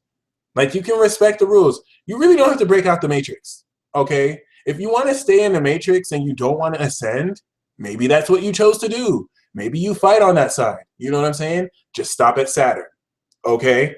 If you like the job, if you like the high-paying job you're working, if you like the system you're in, do not, I repeat, do not talk to, what's up, Link the Boss? Do not talk to Uranus. He's an Aquarius, ruled by Uranus, coming unpredictably. Do not talk to Neptune, and do not talk to Pluto unless you talk to Saturn. Now, if you, seriously, like, if you are in a committed relationship and you ask something from Uranus, Uranus will send another person so that you can cheat on that partner with, because it's quick and efficient. And Uranus won't even see it as cheating. Like, maybe Saturn might. So if you're going to talk to Uranus and Neptune, make sure you invoke Saturn first, okay? Uranus and Neptune will break you out of the matrix. Every time you talk to Uranus and Neptune, they are breaking you out the matrix. Neptune doesn't really care about breaking you out the matrix, but Neptune is a troll, okay? I need you to understand what would it feel? You need to picture somebody who has so much pure joy in their heart, like they like to play practical jokes with you. They like to play practical jokes, and they're super psychic, and they like to troll you. That is Neptune, especially in Pisces. Neptune knows that everything is just pure joy. So you come frantic with Neptune for answers like, please, I need to know this, I need to know this. And Neptune is just like, Neptune is that annoying ass guru that teaches you it's all about being in the moment. You drop those worries. All right. That's why I say if you contact Neptune, make sure you're at least high or drunk. Okay. You don't have to get super drunk too, but make sure you're at least buzzed on alcohol. All right. Neptune and Capricorn is the generation that has psychic link to the goddesses. All right. Isis, Pallas Athena. The goddess clan is real, and they're Capricorn women. If you're a Capricorn woman, if you're a Scorpio woman, if you're a Sagittarius woman, if you're an Aquarius woman, you're a goddess. If you're a Pisces, you're a goddess, but you're technically a genie. But if you're, yeah, talk to Neptune if you want like some spiritual illumination. If you really want the answers, Neptune will teach you that you shouldn't have questions. See? That's why I don't like dealing with Neptune. It's so shady like that. Neptune will just give you ambiguous Zen codes that mean everything, but will just fly over your head because Neptune is so subtle. Okay? But Neptune will confuse the shit out of you too. If you're too logical, Neptune is more for the intuitives, and Uranus is more for people who think out the box. If you're too logical, if you do this is this, this is that, this is that, Neptune and Uranus will confuse the shit out of you. You probably should just stick with Saturn. You know what I'm saying? It's not, this energy is not for everyone. Okay. And now Pluto. Pluto. Don't talk to Pluto. There is a specific way to approach Pluto, but this is a mystery. And with Scorpio too, I cannot just tell you the hidden secrets of Pluto. Pluto initiates you. Do you now get why if you talk to Pluto, your life can end? You have to be initiated by Pluto, usually through a near-death experience or a very transformative experience in your life that activates your soul in the depths. Like, I'm gonna just be honest. because you're doing this ritual, the shit's real. And no, Pluto is not shady. Neptune is shady. Pluto is not shady. Pluto is legit. Pluto is pure, okay? Pluto is pure crack, all right? Pluto is misunderstood because people don't have integrity. People have no integrity. People have impure intentions. So Pluto is horrible to them. And they wonder why, oh, Pluto, especially people who say Pluto brings destruction. Yeah, because there's a lot of impurity in the world, and Pluto will destroy that, okay? If you can put a pure newborn baby next to Pluto and nothing will happen to it. You can put an impure person next to Pluto and they'll disintegrate, all right? Pluto is the shit if you are pure in heart. Pluto is your best friend. That's how you kind of initiate into the psychic power, to be honest. That's why pure Scorpios are the most, double, triple Scorpios who are pure intention are one of the most psychic people ever. Even if you're not a double, triple Scorpio. Okay, so we went through the planets. As far as angels or luminaries, you can wing this. I just kind of gave you an idea. I wanted to let you know the planets because that's important. So now, let's get into the numerology. Okay, if this is your first day to the 10th day, then understand that you're in a position where you're initiating yourself and you're generating this, okay? This is to test your consistency. Does Pluto determine what your generation will experience? Absolutely. And like I was saying just now, all right, Jay Leaves, thank you, fam. Thank you for showing. And freaking, yeah, my friend, when you start the first day, this is you defining the ritual. You're making it your own. You can start the first day of this ritual and be like, fuck the peace dealer. This astrologer thinks he knows things. He only has a glimpse of the concept. He doesn't even know how to channel right. This is what I'm going to do with the ritual. You can do that. Do you know why it'll work? Because you are consciously intending to do this. You don't have to do a goddamn thing I said. I'm just showing you one way to do it out of infinite, okay? Maybe you might find some things I was right, though. You might think you can talk to Saturn any which way and you'll learn no, but some of you are different. Not everyone's the same. That's what I'm kind of trying to teach you through this. If there's one thing you learn, if you did not understand anything about this 33-day ritual is really meant to teach you conscious connection and manifestation and healing. That's it. Day 2 is now where you gain a preliminary understanding and you start to connect with these energies. Day 3 is now the manifestation of the awareness that you are actually connecting with these energies. Once again, it's a little different. Some of you are walking in already talking to archangels, so this isn't new to you, all right? Day 4 is when you start to build a foundation of this practice, okay?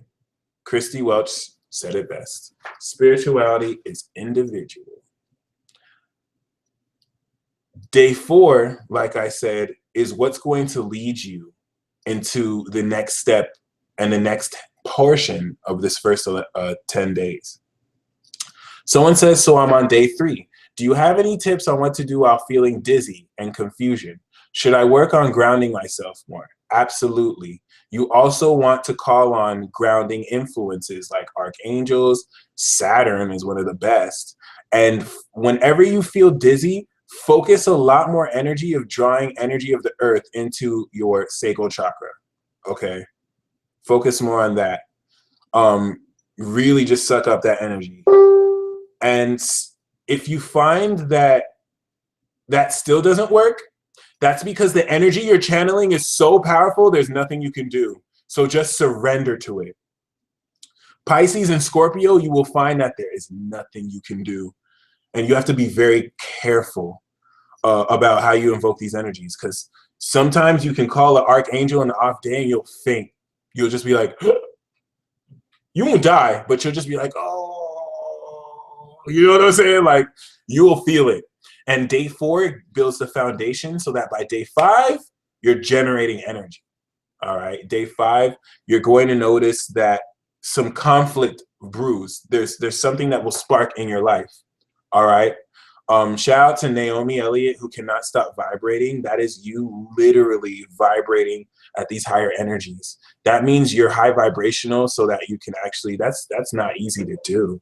How do I surrender to spirit? You don't try and do anything. You just let the energies just take over you fully. You don't resist. And if you're not supposed to know what you're doing too. It's kind of crazy like that. Day 6 is now when you really will start to connect and communicate with these energies. By day 6, you should start to hear more clear the presence of these energies that you call. They're going to be speaking through you directly through people. That's the easiest way. If I was a spirit and someone had a vessel, you know what I'm saying? If someone is Mercury ruled, they vibrate on my frequency. So I'm just going to go to that person and, hey, this is what I'm going to tell you. So listen to people when you talk to them, because most times it's not them. It's their planet ruler dropping the messages. Day 7 is going to be an insanely psychic day, and you're going to come into very deep internal realizations about who you are. Day 8 is when you have to make a very important decision to really commit to this and and decide on what it is you want to manifest. Because you'll find that by day 8, what you wanted by day 1 has so shifted, because you healing yourself has completely cleansed you of stuff and shifted your perspective by day 3 and 5. All right. Day 9 is now when you close this out and you review everything. Day 9 is a very spiritual day. Okay. Day 9 is going to be a day where you see the light. And day 10 is going to be when you manifest the first level of connection.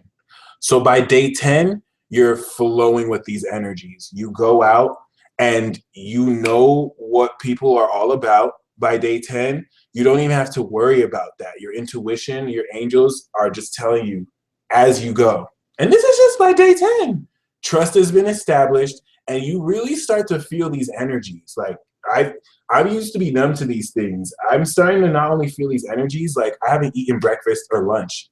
I don't have to. I take the energies in of these vibrations. Now I'm going to binge eat later, but you know what I'm saying? Like it's interesting. By day 11, make sure this is something you really want. I'm on day 11 right now too, and this is on Pluto. Day 11 to day 20 is completely different, okay? Day 1 to day 10 is preparing you. It's helping you really, it's putting you on training wheels, because there's an exponential shift. You won't experience it until day 12 and 13. Really, day 13 is when, boom, okay? And you might think I'm exaggerating. If your eyes open, you will see this, okay? Day 11 is now when, day 11 to day 20 is when you take off the training wheels. Get this. Imagine if you're new to this shit too. Day 1 to day 10 is when you're on the training wheels. You have the support of the wheels, okay? You have the support of the wheels. So even if you're unstable, you have training wheels. Day 11 to 12 is as if you're riding a bike. See, some of you aren't doing this for the first time though. So 10 to 12 will be like nothing. Like you're catching up to speed. You're seasoned. Some of you, it's going to catch you off guard. It's going to be like they take the brakes off. They take the training wheels off of the bike.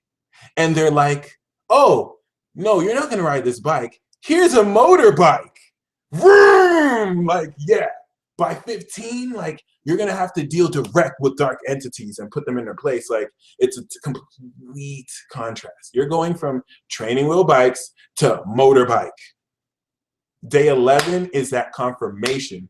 Day 11 is letting the planets know, all right, I'm stupid enough.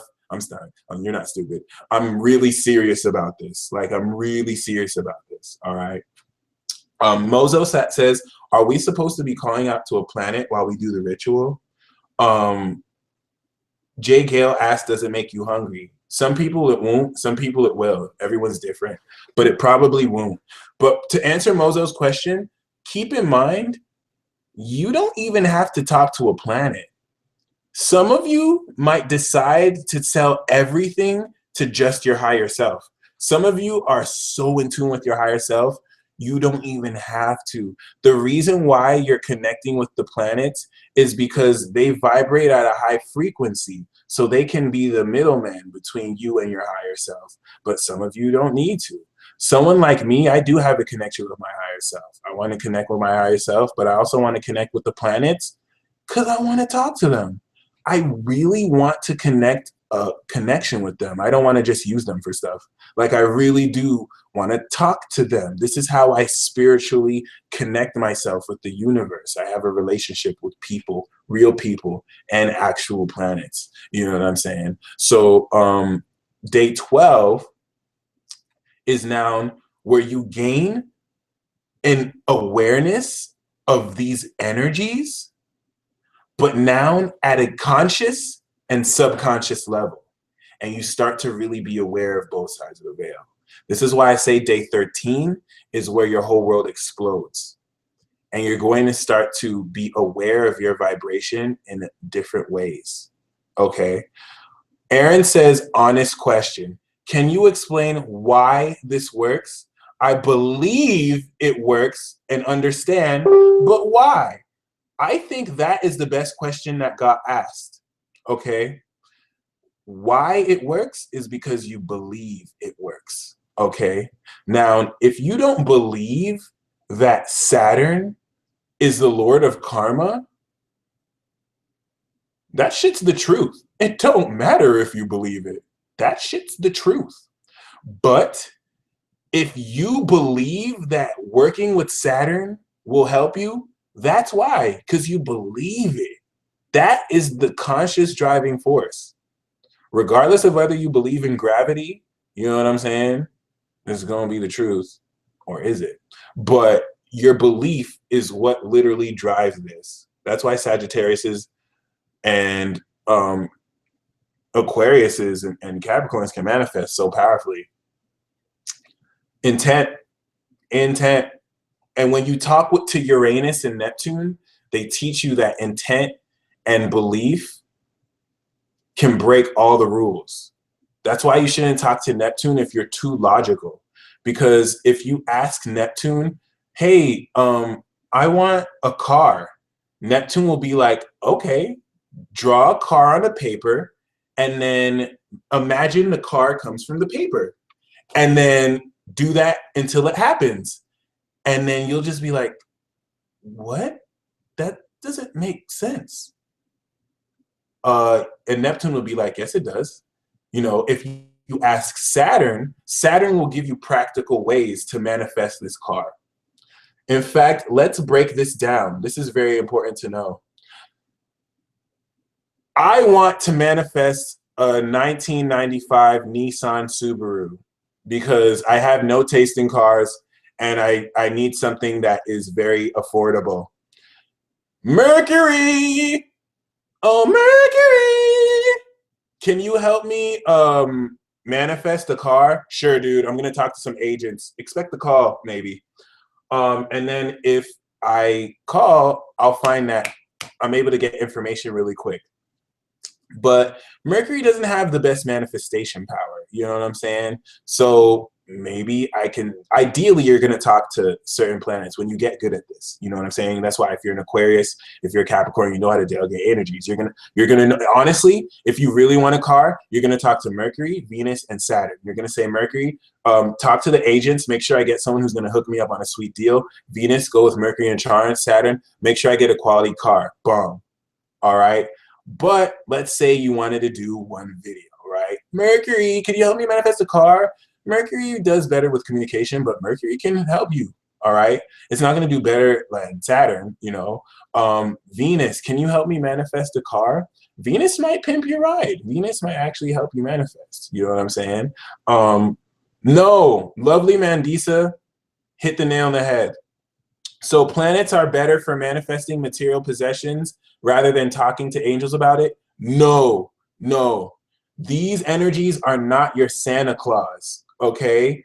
These energies are not your Santa Claus. If you notice, you have to offer up tribute. This is like a transaction, all right? More than anything. The planets are better for understanding themes in your life, but you can, if you want, manifest material possessions with them. This is just an example. Once again, if you want to materially manifest, keep with Saturn and Venus, okay? Because if you talk to Mars, you know what I'm saying? Mars will help you get excited. Mars can actually really help you. Mars is an ambitious energy. So Mars will keep you excited and it'll help you at the first opportunity get some. What about getting your actual twin to wake the hell up? I know you are over there talking about the twin flame stuff, but any tips will be appreciated. Honestly, fuck your twin flame. And I don't mean your twin flame. Everybody, fuck your twin flame. Like if I had a twin flame, fuck my twin flame. I don't give a damn about my twin flame. Because the only way for me to really connect with my twin flame is if I'm so focused on my path and my soul. I don't even believe my twin flame or a twin flame can be asleep.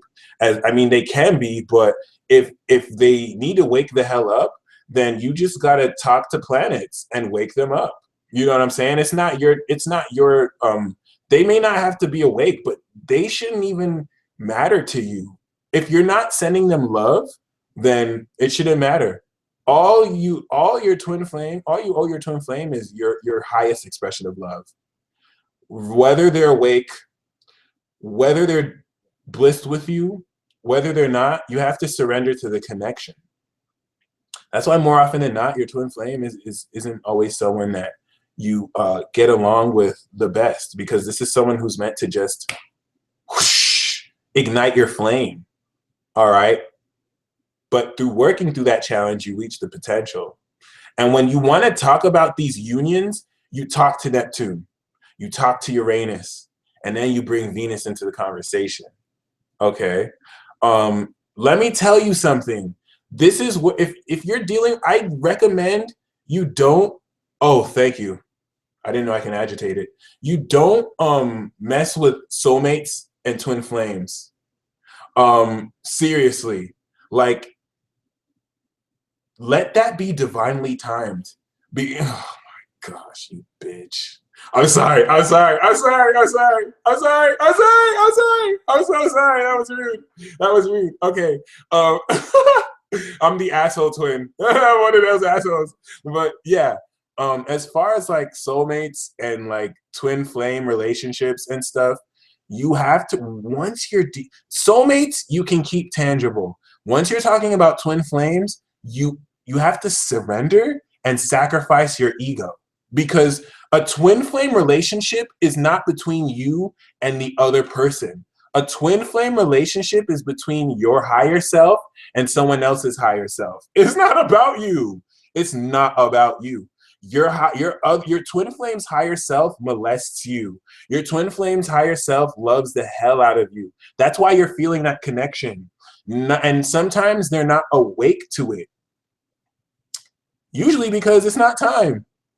Because it's a catalyst. If they wake up to it, ascension. Do you know what I'm saying? Like, it's not about that. You're supposed to connect with their higher self. And if you want them to wake up, you connect with their higher self. That's what's going to wake them up. But then you realize they have always been awake. It's a deep mystery.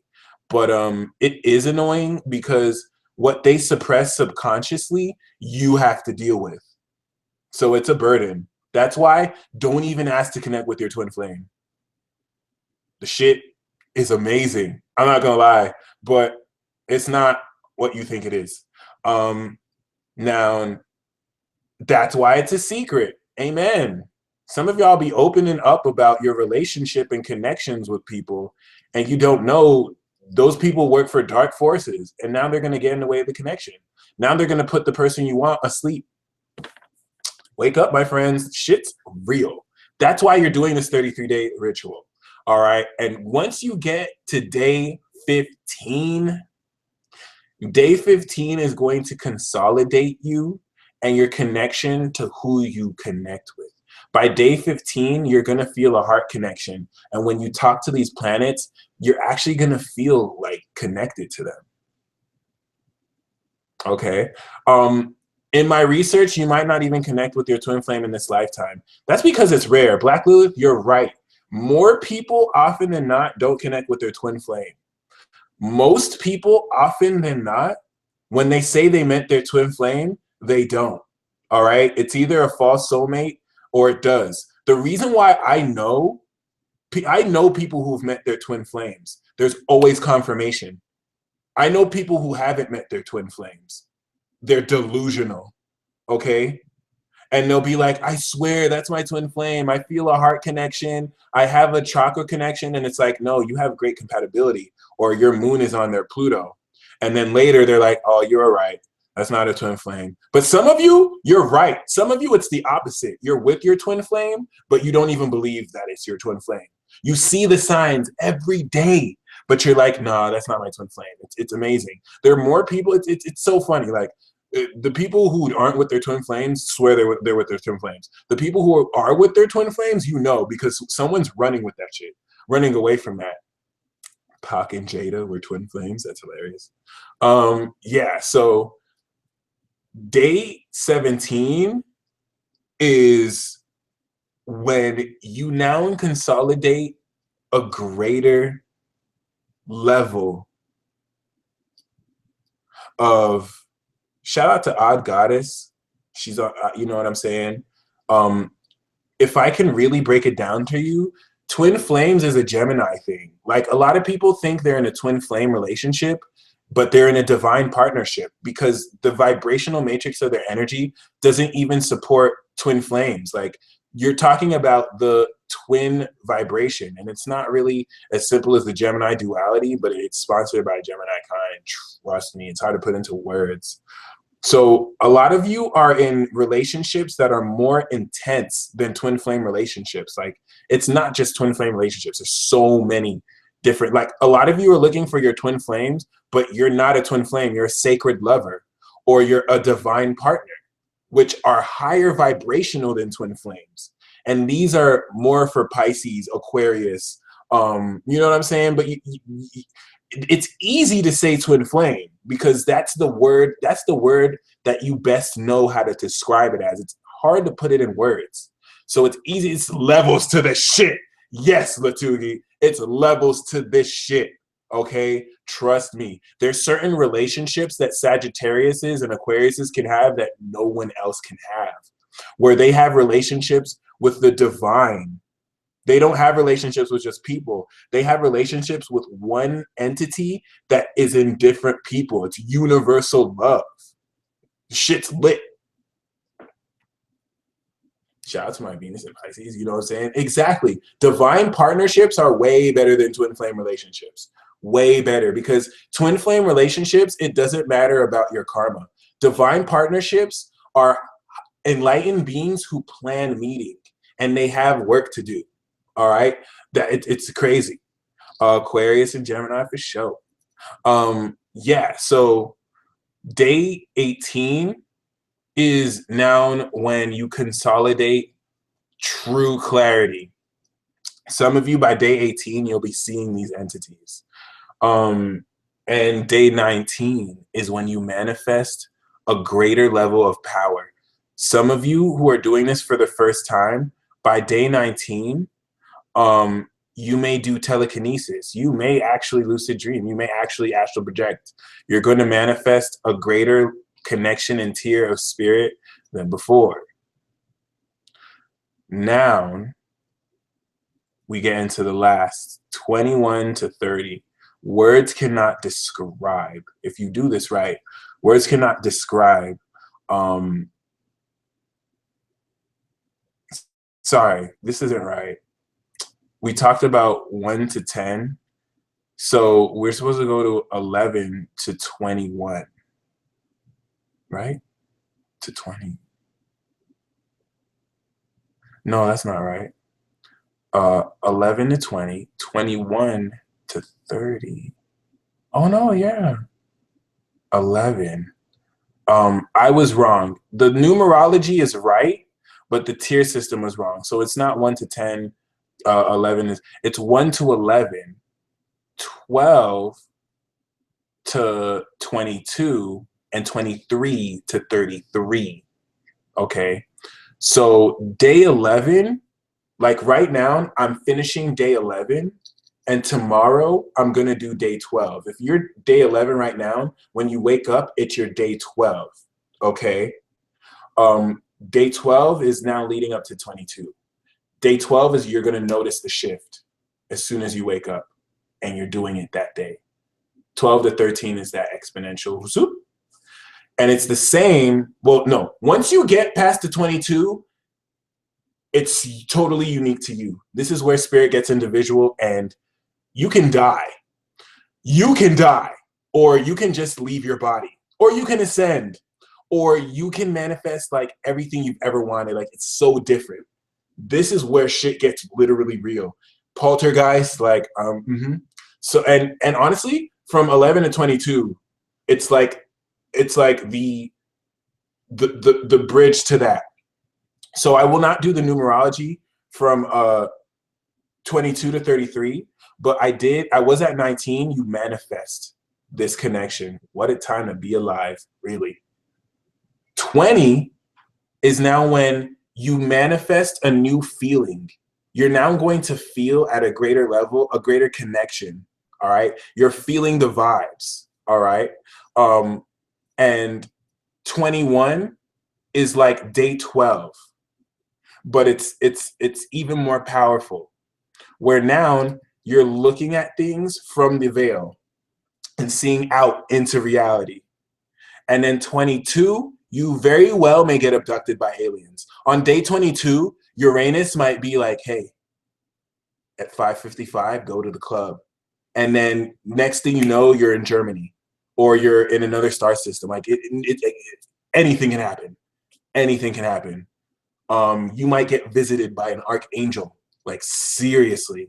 And I want you to comment on your experiences. Shoot me an email about your experiences, all right? We're going to wrap up this ritual, but make sure before you close out, you close out the energy. This is important. Make sure you ground and you close out. And thank y'all for joining me. Make sure you make this consistent, all right? Don't worry so much about what planets to talk to. You know what I mean? Like, you can talk to your planetary rulers, but I don't want to say talk to this, because I can break down, because Taurus is supposed to talk to Venus. Capricorn should talk to Saturn. All right. You have a natural link, but I don't want to tell you. I'm purposefully not going to tell you, because I don't want you to think like that. I want you to just like talk to whoever just because. And now take an element of this ritual I've done and change something. The last step is take an element of what I've told you and change something. And you can just break that rule and do everything I told you. That would still be doing it. So yeah, this is a live broadcast, but you're going to be able to watch this video whenever. You guys asked some very good questions, so we covered a lot. And yeah, you can watch this forever, over and over. I want to congratulate you guys. If you are here, you are following your intuition into a mothership. And there are going to be times when the dark forces gain strength and they revive these Nephilim and they just break frequency. You'll find this 33-day ritual. You'll see through the BS. The frequencies won't affect you, and you will follow your intuition and get raptured before the Nephilim giants destroy those who don't do this and are not really completely connected and just get completely snapped because they're not connected to their true selves. With this, you're going to know who you are. You're going to step into your power like never before. You're going to reclaim your power. Honestly, if all you did was just heal yourself, that would be enough. Some of you may feel like you don't want to talk to the entities. That's cool. All you have to do is just heal yourself. If you just did that, that would be enough. You know what I'm saying? I love every single one of you guys. Sorry, I had to laugh.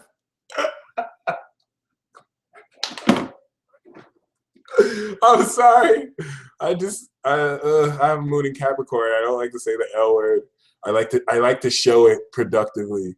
But yeah, I really do appreciate you guys for joining. Like, even you doing this for yourself is a hyper catalyst for other people.